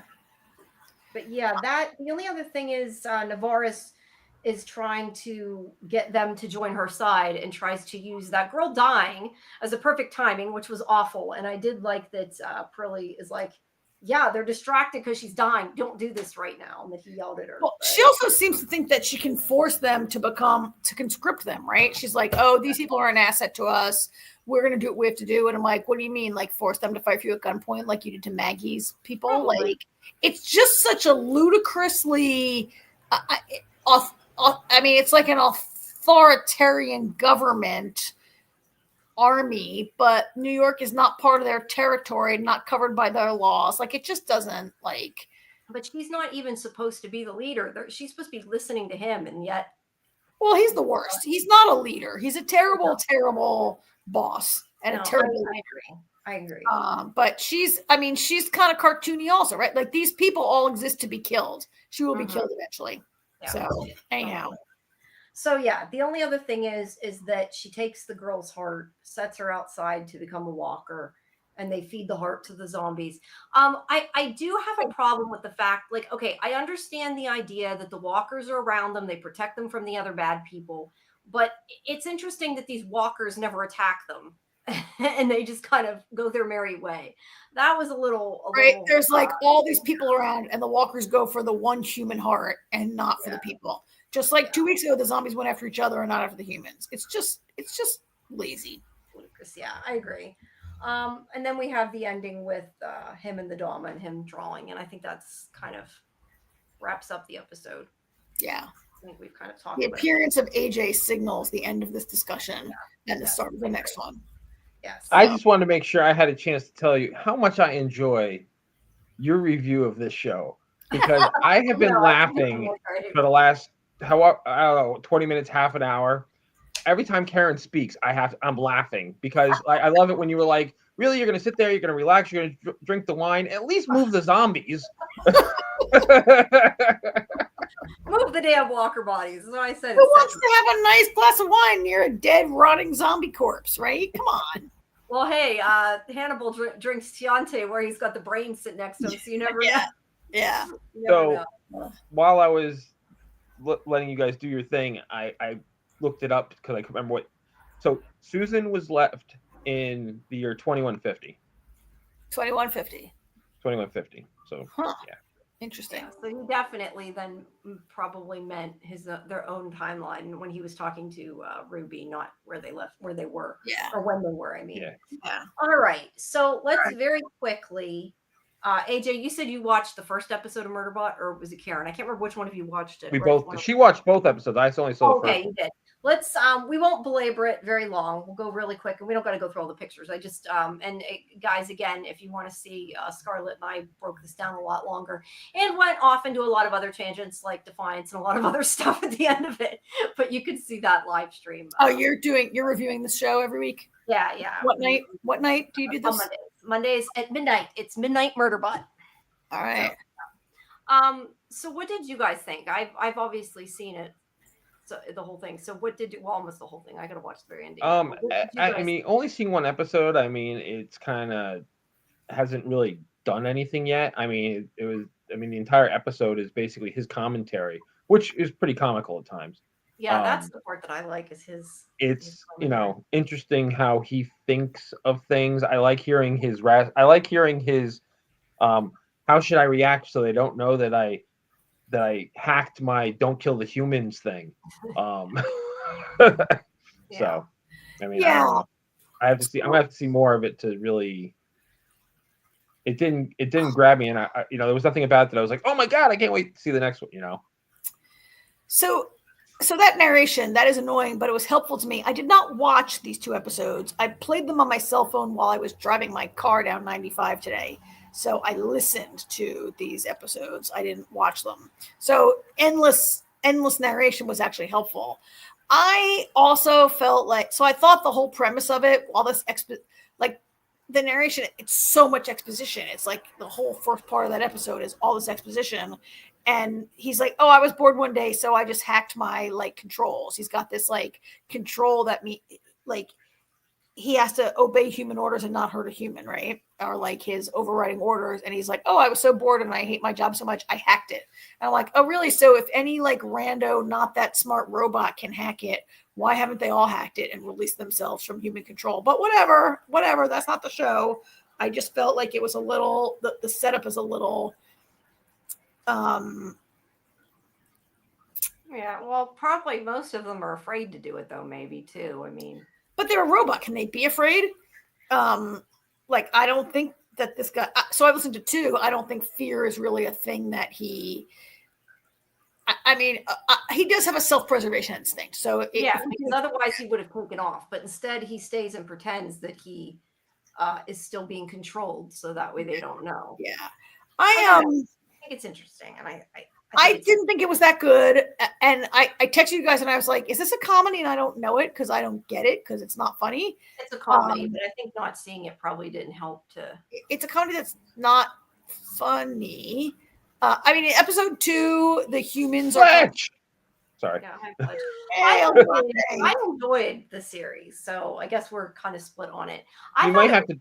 Funny. Yeah, I was gonna say, Fletch, you might have to watch it for yourself. I've only seen one episode, and I couldn't even tell you what the episode's really about yet. So, I mean, you know, I'll let you know after I watch another one. Yeah, I was gonna say it's kind of the idea that, you know, this android clearly is not really human, but is around the humans and maybe might become more of a person as time goes on. At least that was kind of what I took out of the first 2, because he, you know, he doesn't care about the humans at the beginning. He sits and watches his soap opera, which I think is hilarious.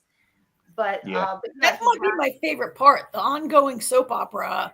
What is it called? Romance on the Midnight Moon or something like that it's called. Midnight. I have the picture here somewhere. Midnight Moon. Sanctuary Moon. Sanctuary Moon. Called Sanctuary Moon. Yeah, he has.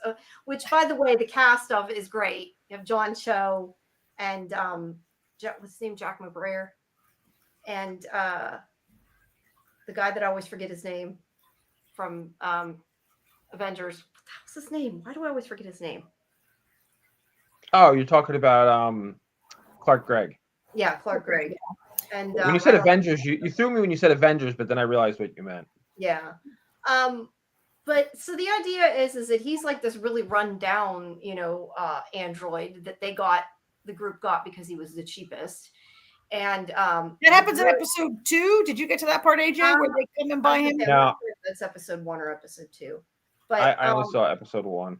Okay, but this group, they are like the corporation. Yeah, there's the corporation, but these people are wanting to go to this mining place and or survey place. This is all episode 2, right? That AJ hasn't seen. I thought this was that's episode 1. Episode 1.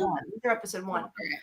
But this group of people, I don't know if I have the name of the group, but they're like archaeologist, explorer-y kind of. But they do not believe that the android should be forced to follow orders. They're kind of against the whole idea of that in the corporation. And, you know, I mean, that will probably work out good because he's not going to follow orders necessarily. So, but they take him because he's the cheapest model. And that's how they. Well, I mean, they say that they're from like a hippy dippy commune in the Outer Rim that believes that sentient. Yeah, I mean, he refers to them as hippies. Yeah. And they believe because robots are sentient, they shouldn't be enslaved. And I get that. But it turns out that they might not all really think that as we get into episode 2. Like, they're like, definitely like, we need to turn him off, right? Garathan, there's his picture in the corner. I was trying to see if I had another picture of him. There's a picture of his back. I need a picture of Garathan. But anyway, these are not him. Whatever, it doesn't matter. I don't know what he looks like. I know he's part. He does have mods in him. He's part like a little bit part machine. He's been augmented by these pieces. But yeah, he's a dick. He is a dick. He thinks that something's wrong. He knows something's wrong. We should say he's not. Yeah, he's not wrong. But he's not wrong. But he's very awkward. He's not socially great. He wants to figure out what's wrong. But I think it's interesting whenever he does talk to Sec Unit because he's like, you're going to look me in the eye and everything, which he's not down with. But it all starts because whenever this big ass sand thing that looks like the sandworm from Dune comes out, the centipede thing. He's telling him, you know, he sees this happening, that it wasn't on the map, but he's like, you need to get out of there. And they, of course, won't listen, because that's what happens. And he has to go down and rescue him. And he ends up getting half eaten because he has to shoot his way out of this thing. But he protects them. And in order to get her out of shock, he takes off his helmet, which they're not supposed to do. There's like, and by the way, the whole like prop effects on this thing are great. The environment's great too. Set. It's Apple. It's spending money. Yeah, it's Apple, of course. But he takes off his helmet and he's like, you know, what, do you have kids? He's basically reading lines from his soap opera, trying to calm her down, which I think is funny that even, I mean, it's kind of interesting that he even thought to do that, because it shows that he's, you know, paying attention to the humans, even if he thinks he's not paying attention to the humans, that he is kind of learning from them. But yeah, he saves her and they kind of try to treat him more human, and he doesn't know how to react. Like, she tells him he has to go to med bay. He thinks he's fine. The only one that really isn't down with it is Garathan, which I do love how whenever he knows he's hacking him, he shows him what's going on with the others in the on the ship. And it's not a ship, it's a the guy's using his implants to try to get into. Yes, and this part is in episode 2, I believe.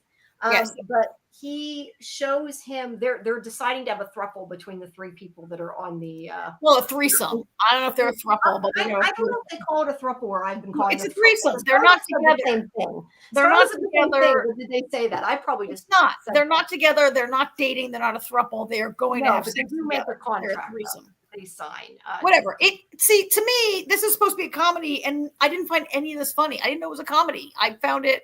I mean, so Fletch, you say, is it worth the watch? I think it's not. I would not watch this show if we were not going to continue to discuss it maybe on a weekly basis, because my companions here maybe like it and want to talk about it. So I'd say it, but I don't like comedies. I tend to not either. You know that. I'm not a comedy person. I just found this show kind of funny, more of like a dry comedy. But anyway, just to kind of explain, though, I didn't mean that it was funny that they were having a 3-way. Just the fact is that he knew that guy would not want to know about their private lives and everything. So he embarrassed them and kind of did that to annoy the shit out of them back. But yeah, the idea is basically that he's learning to live with these people, and even though he doesn't have to, because he knows he doesn't have to be under their control, he could run. Is it self-preservation that he isn't leaving, or is he staying because he's interested in them? No, it's self-preservation. He says in episode 1, he says he fantasizes about killing them all and says, well, if I kill them, I still can't get off this planet by myself. His only chance to get off the planet is maybe with them. Probably, but I just think it kind of, if he kills them, I think the hopper is not strong enough to get him off the planet. He has to wait until the transport comes back at the end of their science project to take them away, right? He can't. I thought he could take it away. I thought he was just saying. No, he says the hopper. He says in episode 1, I think, maybe even 2, he says the hopper cannot get me off this planet. It is not. It's just a hopper. I can't get off the. They don't have a ship. They have to wait to be picked up. So if he would just be there. If he kills them all, he'll just be there by himself. Yeah. Well, either way, I think he's starting to. Yes. I think this show is very predictable, that it's going to be about his journey to becoming more human and to maybe hating humans. That's new. Right? Yeah, we've never seen that before. And maybe hating humans less, and maybe the humans already because he looks human, they treat him kind of human, right? Like, sit down and whatever. I like in the first episode when the leader, she's like, you can stay in the crew quarters if you want, or not. And I'm thinking she's saying he can stay in the crew quarters if he wants, but they don't know that he has free will like that. So to say if you want, he can't want. He can only follow orders. Yeah. He can want because he broke his thing, but they don't know that. Yeah. Well, yeah, I think that's funny, because she's like, you could stay here with us. You have a place to stay. You don't have to if you don't want to. He's like, okay, bye, and takes off and goes and watches this soap opera. Yeah, I would say in the first 2 episodes, there's nothing new that I haven't seen. Oh, sorry about that traffic outside. There's nothing new that I haven't seen on other shows, and it's not being maybe done differently yet. So maybe I should give them a chance that this show in its 3rd episode will break out. I guess the fact that it's only half an hour should have told me that it's supposed to be a comedy, because there aren't that many 30-minute dramas, unless you're following Michael Day, who covers like 5-minute dramas. But to me, there was nothing special about this, and I probably wouldn't stick with it. Okay. All right. I don't know. I liked it. I mean, granted, I watched them together, so it makes a difference sometimes. But I thought it was. I wanted to touch on Fletch's other question. He wanted to know if, I don't know if either of you seen the trailer. Me personally, I would turn it off because I'd be too scared. I have no interest in it whatsoever. I am so sick and tired of these sequels and prequels especially prequels to things that have no input from the original. And there's certain things that you keep going at something and it buries it into the ground. So let me push you on that. So is this being done without the involvement of Stephen King? Yes. Oh. Like he said, yeah, go. He told him, yeah, go for it, do whatever you want, but he has no input in it. He took the money, but doesn't have to do any work. Basically.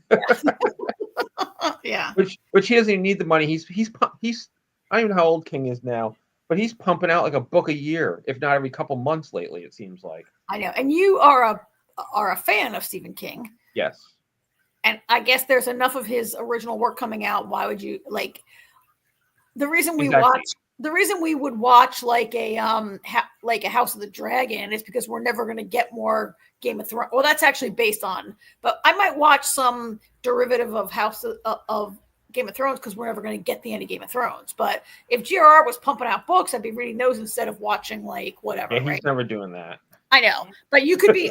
I'm comparing that. You could be reading a Stephen King book instead of watching the show. Is that what you're saying? I am reading a Stephen King book right now. So yeah. The only other thing I just wanted to say is the thing is at the end there's more of these. Let's hear some more. More of these. I'm still calling them sandworms. I know they're not. But that's what I'm calling them. And it goes into this, I guess it's like a graveyard. There's some kind of force that destroys their drone and is killing these things. And they say that they think that it's maybe alien remnants because it's something that's under the surface, which they're not allowed to do anything with. And they're supposed to immediately go to the corporation, but they're saying, some people won't, but they're planning to. But if they call anybody, it's going to take them like a week to come there anyway. So they're basically are investigating kind of what's going on, and they know there's another survey team that might have been there, and they try to hail them, and they can't. And even though they don't know it, we do see that like that whole other group of people are dead, including the sec units. So something bad went down there, and that's where it's kind of headed, is for them to find out what went on. But yeah, I don't know. I like the characters. I think that, I don't know. But like I said, I've seen more, so it's kind of hard for me to know if you guys would like it that fast or not. And yeah, Karen, I know. I just wanted to wrap up the end of it. And that's all right. All right, we have a huge chunk of Andor to talk about. Okay. You guys I mean, AJ, you're going to watch the next episode of Murderbot. Jamie, you've seen all Murderbot. I'll watch one more and see what happens. But I can look. I probably won't hate it as much as Dead City. So Well, if anybody does want to see our coverage of these things, like we have the watch party of Dead City at 8, and then the live stream at 9, and then we have the watch party of this at 11, and the live stream at midnight. So that's all on Mondays.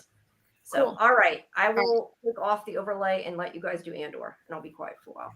Okay. So we are going up to, God, look, all of a sudden my head is a lot bigger than it was these last few minutes. Karen, I'm very sad to see that you moved out of the apartment and you now live in front of a brick wall.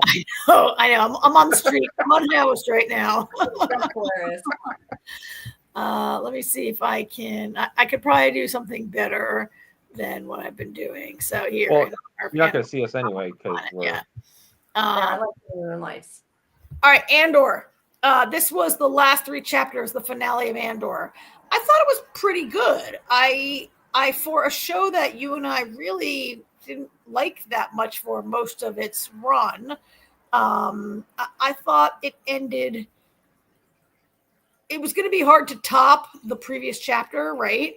Yeah. But it ended kind of okay, I thought, and it really, so it ends like really like the day before Rogue One starts, right?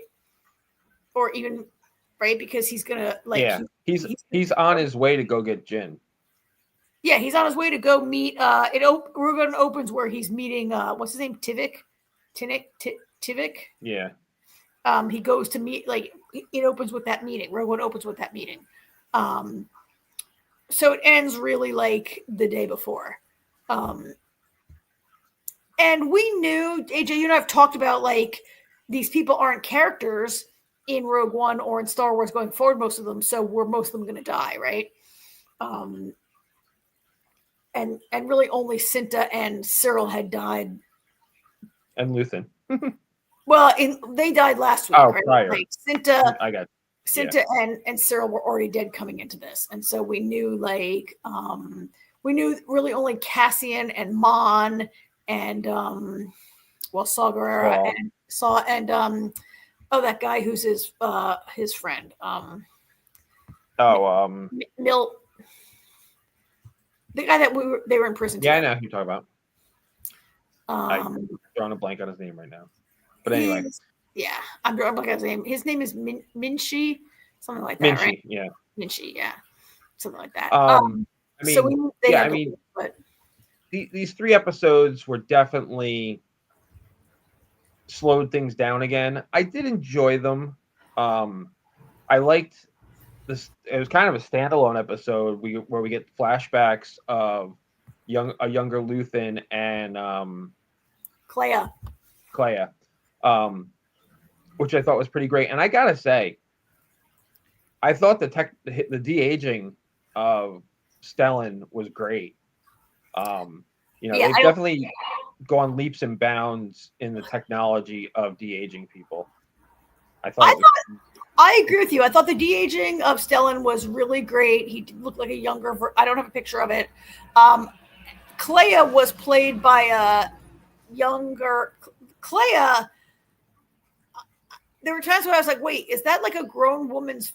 She's got like she looked like her face was mature face on a child's body. I'm not saying they put her together. I'm just saying maybe they found someone, a kid who looked really like a little bit older. It was very interesting the way they cast that and played that. How did you feel about getting like that whole first episode was like at least half of it was flashbacks, right? I thought it juxtaposed everything really well, and I liked it because, I mean, the whole the episode starts with Dedra finally catching up with Luthen, and Luthen, trying to commit suicide with that ceremonial dagger, which I thought was a nice touch. And now they got to him quick enough where they were, the machine was keeping him alive, and Clea knew that she had to kill him the rest of the way, which was very heartbreaking for her.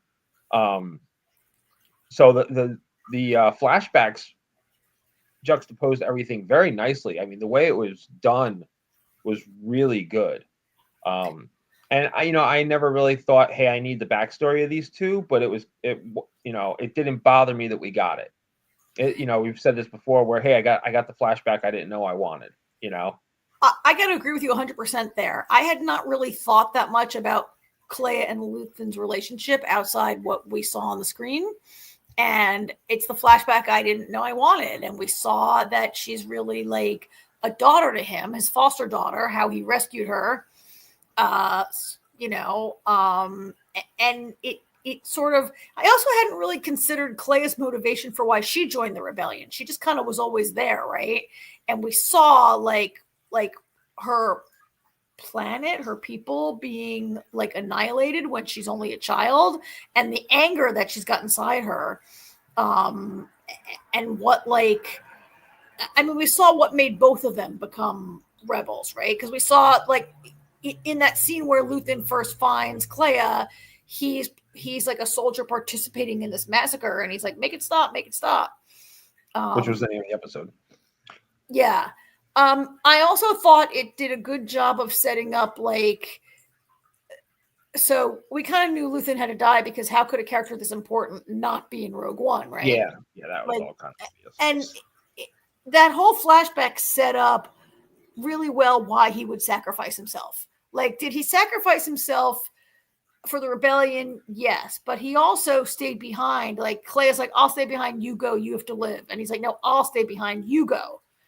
And then we see in a flashback that he wanted to give her a chance to live, right? Like, that's a like Luthen, who has demanded such sacrifice from everyone else, and like, he talks a lot about his personal sacrifice, and I see it, but it hasn't really been this personal until right now, right? Am I making any sense there about, like? No, I know exactly what you mean. Yeah, because like, I you can also tell he's all for the cause and everything, but you can tell how tired he is of it. Yeah. Like, and it's like, he's old, he's lived his life. We haven't really seen it on the screen the way he treats her, but he clearly thinks of her as his daughter. So obviously he wants her to go on and live, and and he'll take the sacrifice. Yeah. And he's willing to be caught. Like, from the minute he says, no, you go, I'll stay home, we realize later he's had this plan all along, that, like, Dedra's at the door. Dedra's at the door, and he's like, oh, I'll just kill I've got the, like, it's a whole setup when he's like, look at this beautiful old dagger. And Dedra doesn't catch on that he's holding it in his hand so he can try to kill himself. So, yeah, I agree with you. It all played really well and juxtaposed it really well against other things that were happening. And this whole theme of the show, which has been, like, what people sacrifice for the rebellion, right? I mean, every single person has sacrificed a lot. There's nobody who hasn't sacrificed a lot. Really, I think maybe if I was going to rank them, I know who I think sacrificed less, but yeah.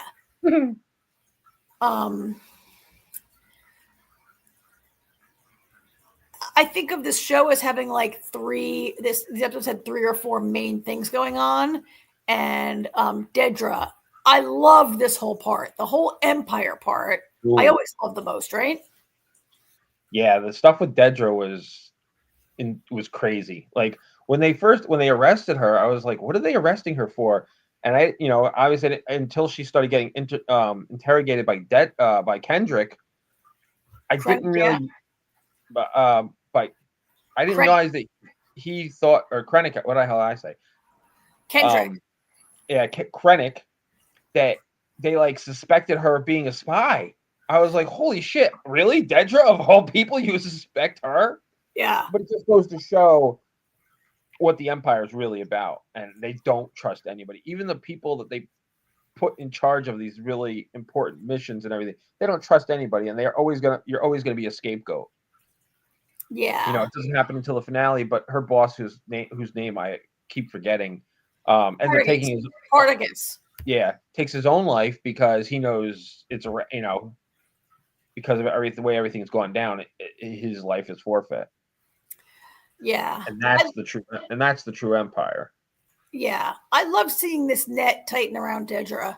How she, and then around Partagas, like, Dedra, she has one too many times, like, gone rogue to go after. She's obsessed with finding Axis. She has been for 5 years, right? Yeah, and she was obsessed with him really before she met Cyril. I kind of feel like, what happens to her, like, what she does happens off screen, kind of, until she shows up on Luthen's doorstep. But I wonder if, like, part of her even more now has to get him because of what she did to Cyril, right? And Cyril's dead and Cyril's gone. And is she even more determined to get him? But she's gone rogue. Then she tries to get him. Then he gets, he kills himself. He gets away. All these soldiers get killed. Clay gets away, like, all that. Yeah, like, I can see her. I get the paranoia of the Empire accusing her of being a spy, but she still has to go down for it, even if they don't believe she's a spy, right? And it's funny because her determination, while not directly the reason that Lonnie learned what he learned, was her own undoing. Oh, yeah.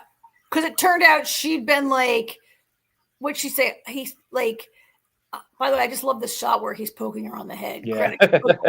Krennic's like, you're a scavenger. She's like, I've had to be a scavenger. And she actually is a little bit like, I mean, that's the wrong play, right? I had to be a scavenger because you won't tell me anything. But she's been like poking around in intel where she shouldn't be. And if she hadn't been putting together this giant file, Lonnie never would have been able to find it. Right? Yeah. Like she basically set up a big birthday present for Lonnie to find. By the way, Lonnie, can we just talk about Luthen and Lonnie for a second? I couldn't believe that. I mean, I could believe it, but it was terrible, right? That I Luthen knew. I knew it was a wrap the minute it started. I knew there was no way Lonnie was walking away from that. Yeah, it's kind of a miracle that Luthen hasn't killed Lonnie before, right? Like, yeah. Why has he not killed Lonnie already? Because Lonnie still could find out important information, and he just hit the mother load. And Lonnie was going to crack, right? It's a miracle Lonnie hasn't cracked. Oh, yeah. Luthen has to kill him because he's going to crack. And he can't have Lonnie get caught and be tortured and give up this information. So he kills him. But I felt kind of bad for Lonnie. Lonnie is like one of the few people who still believe Luthen. When he's like, Luthen, you said you would save me, my wife, my kid, blah, blah, blah, right? And he still like, until the moment Luthen kills him, I think, believes Luthen is going to help him. But Dedra, she really stepped in it by creating this big pot of info that Lonnie could find.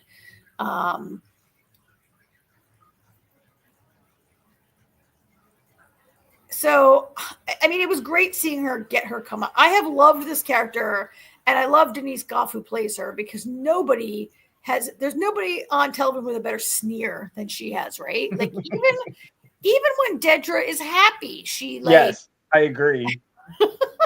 especially the scenes with Surreal. Oh yeah. And you know it's funny?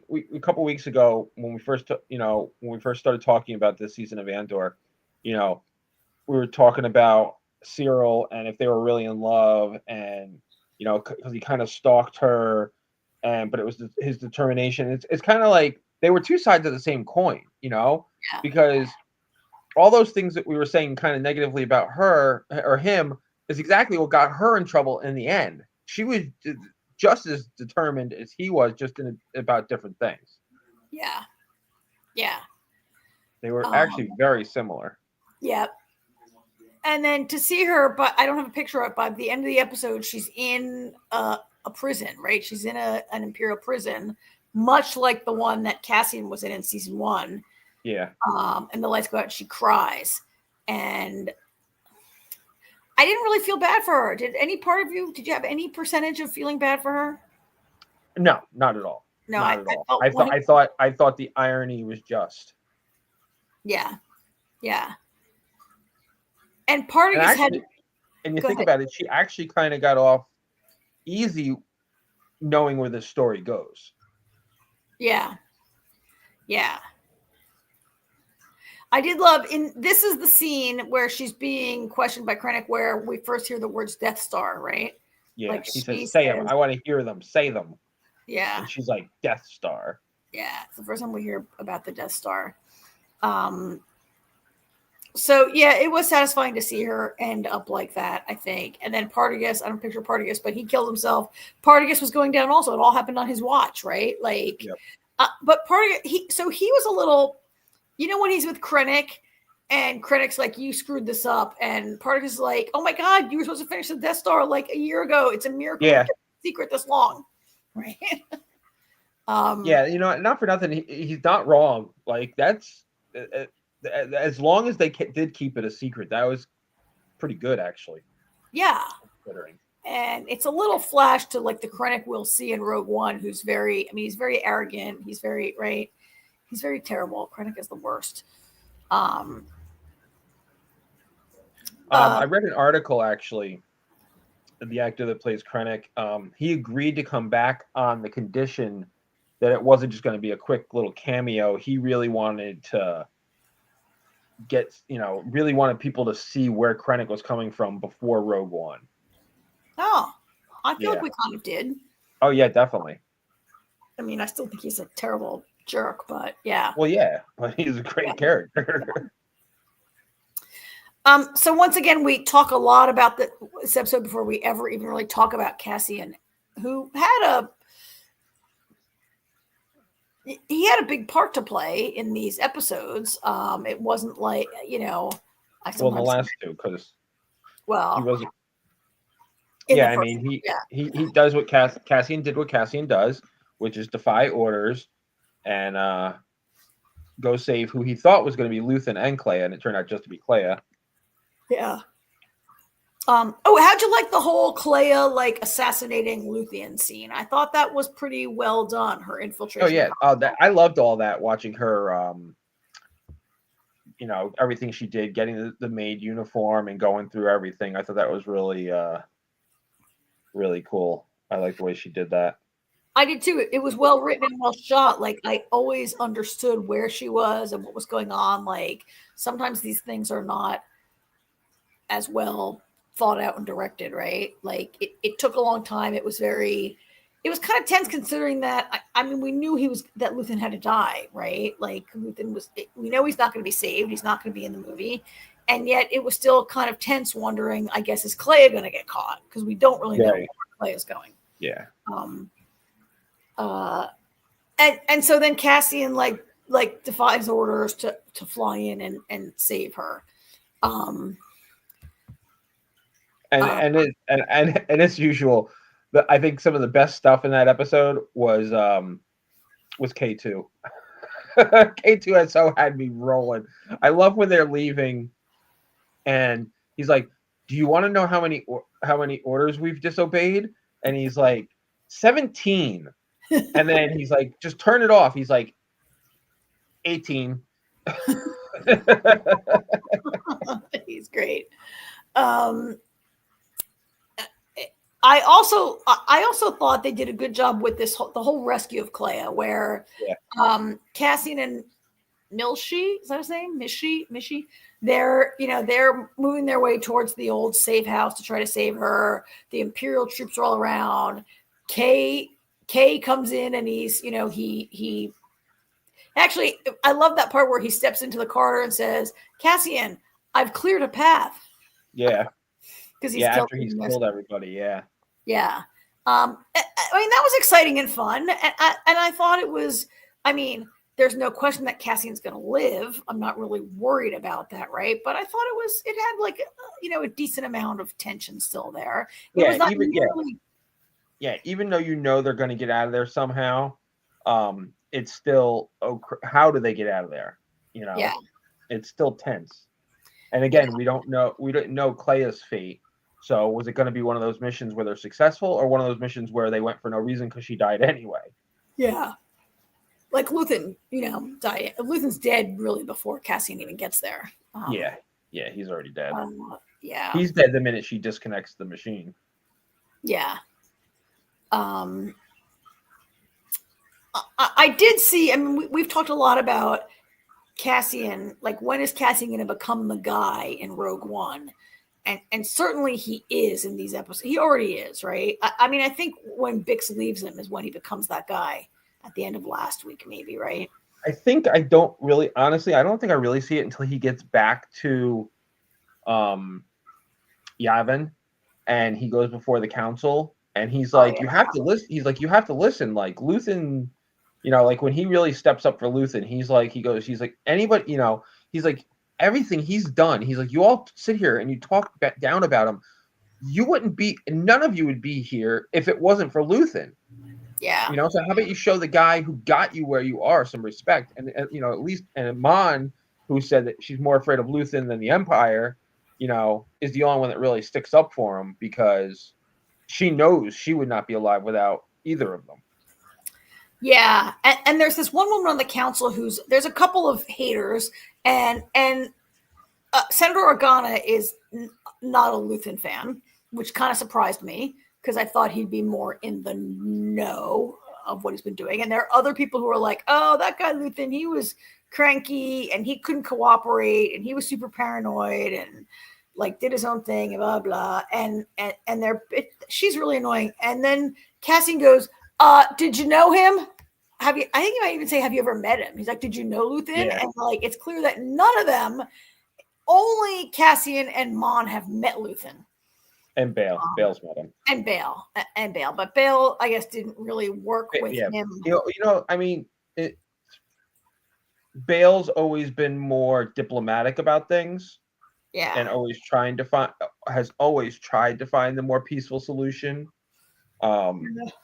which is interesting considering where this is going.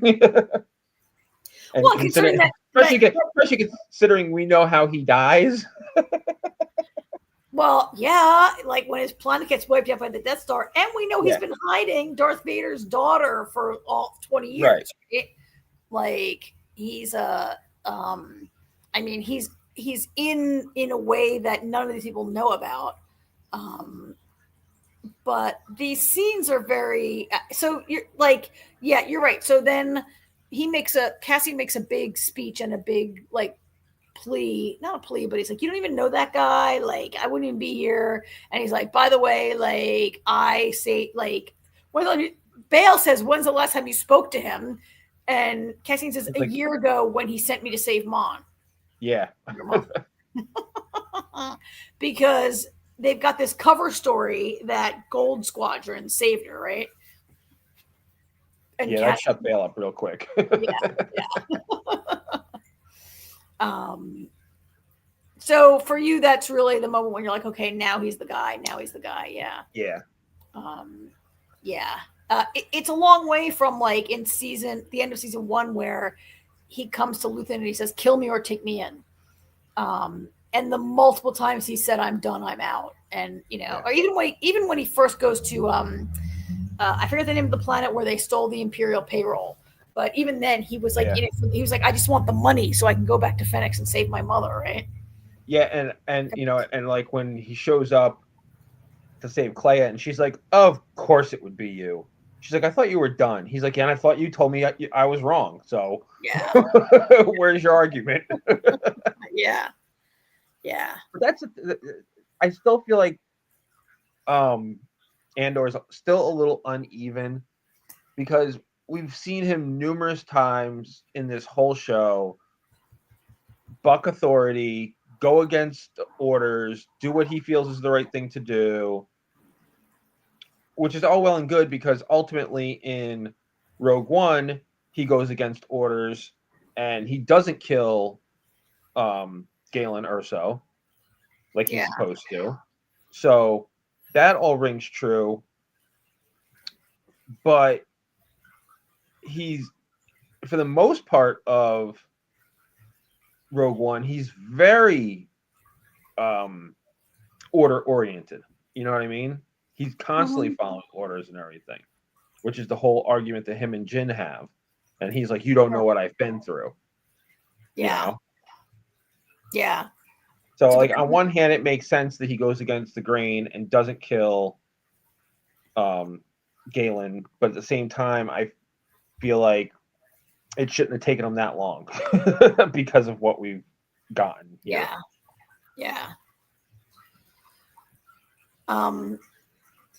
So I liked how they wove it all together in the final scenes about how, we hear how Saw is on Jeddah, even though Saw's like, I'm not on Jeddah. And they're like, Saw, you're totally on Jeddah. That was good. Yeah. Like, we know you're on Jeddah, dummy. Yeah. And he's like, he's like super paranoid. And Mon has to be like, look, Saw, the Empire's after you. We are not after you. Right. And they're setting him up to be the kook that we'll see in the movie. But they brought it all together how he's like, I thought they did a good job of setting up the steps that Cassian is going to take in Rogue One, like going to see, going to meet this spy that he'll do, and then he'll go to Saw, like all the things that he does. I thought they pulled it all together nicely to set that up by the end. Yeah. And then there was the coda, right? How did you like the coda? I like. Yeah. I told you before. I love the. We go. Back on that planet, and like I hadn't even thought about it, and Damon was funny. Damon's like, he's like, oh, the farm people, and I was like, oh, Bix, and I was like, oh shit! Like even in the distance, I could tell as soon as I saw she was carrying something. I was like, oh my God, she has a baby. She's a baby, which something I hadn't ever thought about. I thought it was an interesting and kind of bittersweet way to end it. you know? Yes, and I thought it made even more sense why she left him, right? Yeah. Like, if I understood that Bix was pregnant when she said, "Oh, when she says to Cassian, I can't be the reason that you leave. That you have something to do. You have a role to play in this rebellion, and you can't leave. I can't let you leave it behind for me." I mean, if he knew that they were having a baby, that would have been it. He would have right? been gone. Yep. They would have been gone. Absolutely. Absolutely. And so that scene that maybe made only 85% sense to me last week now makes 100% sense to me, knowing that she was pregnant at the time she did it. Yeah. But also bittersweet that Cassian, we know he's going to die, and at least he leaves behind a son, even if he doesn't know it. And it's really funny, actually, that was how they ended it, because apparently some stuff that I read prior to even this season starting turned out to be not true, thankfully. Because when I found out about Bail Organa being recast because they couldn't get Jimmy Smits due to scheduling conflicts, and a couple other characters that they recast, one of the characters that was in the article that was said to be recast was Jyn Erso. Apparently, she was not recast because we did not see her. So, like, when it faded to black and we got the credits, I was like, wait a minute. He's on his way. I was so happy that was bullshit in that article. So it's funny how this article I read before episode 1 had truth and lies all in the same article. Yeah. I mean, I don't think there would have been any benefit from having Jyn Erso appear at any point. No, I don't either. That's why I couldn't understand why. Scene. Yeah, I couldn't understand it. And I guess Tony Gilroy has done a bunch of interviews since this premiered last week, and people asked him about that, and he's like, why would she be in it? He's like, we don't meet her until like shortly into the movie, and he's like, and he goes, he's, like, I guess he had approached her to do something with her in the movie somehow, or the show, and she couldn't do it. So he's like, I wasn't going to disrespect her like that. And well, and so at this point, Jyn is, I think, in prison, right? Like, isn't she rescued like from a prison transport at the beginning, right? She's in prison. She's been estranged from Saw for like many years. A while, yeah. She has no role that is relevant other than she's just out there being like a thief and a criminal, right? Like, there's no reason for her. Exactly, Tony Gilroy. Why would she be in it? It's not like she was out there doing her own little rebellion stuff on the side. Yeah. Yeah.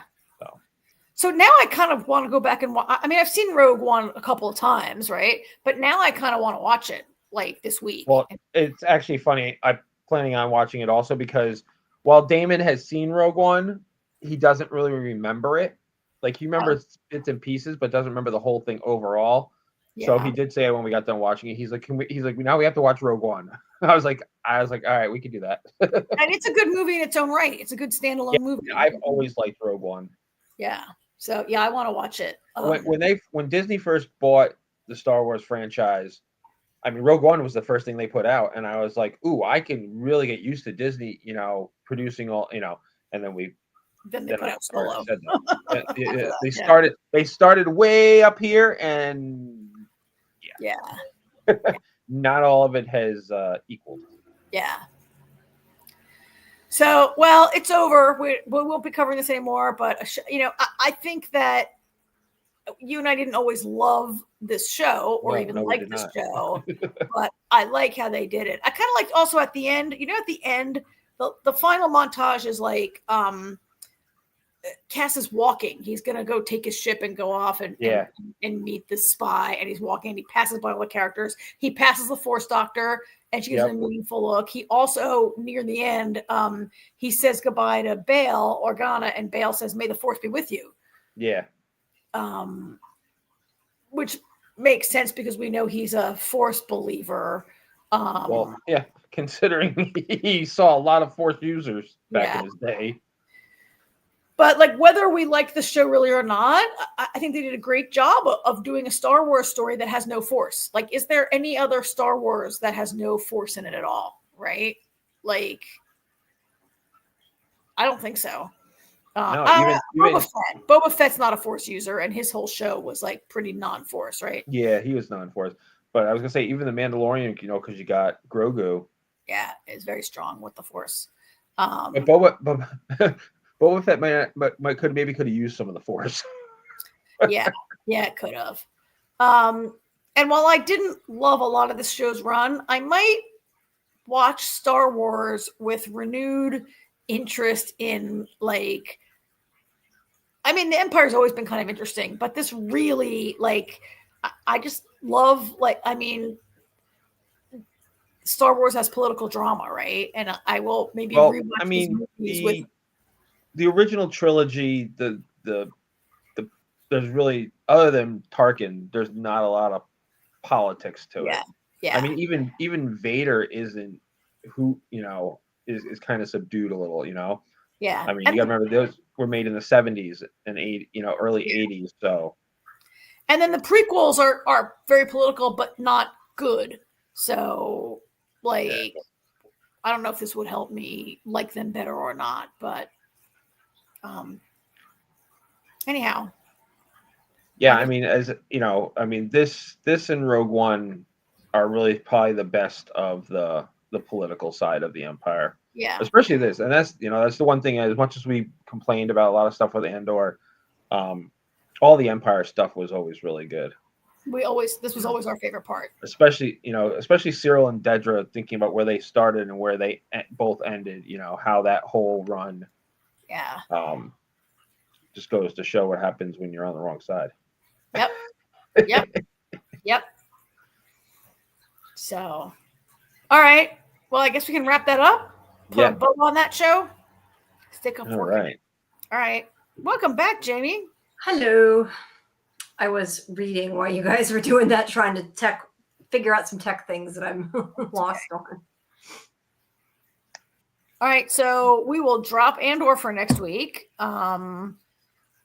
We've still got Doctor Who, SurrealEstate, Dead City, Murderbot.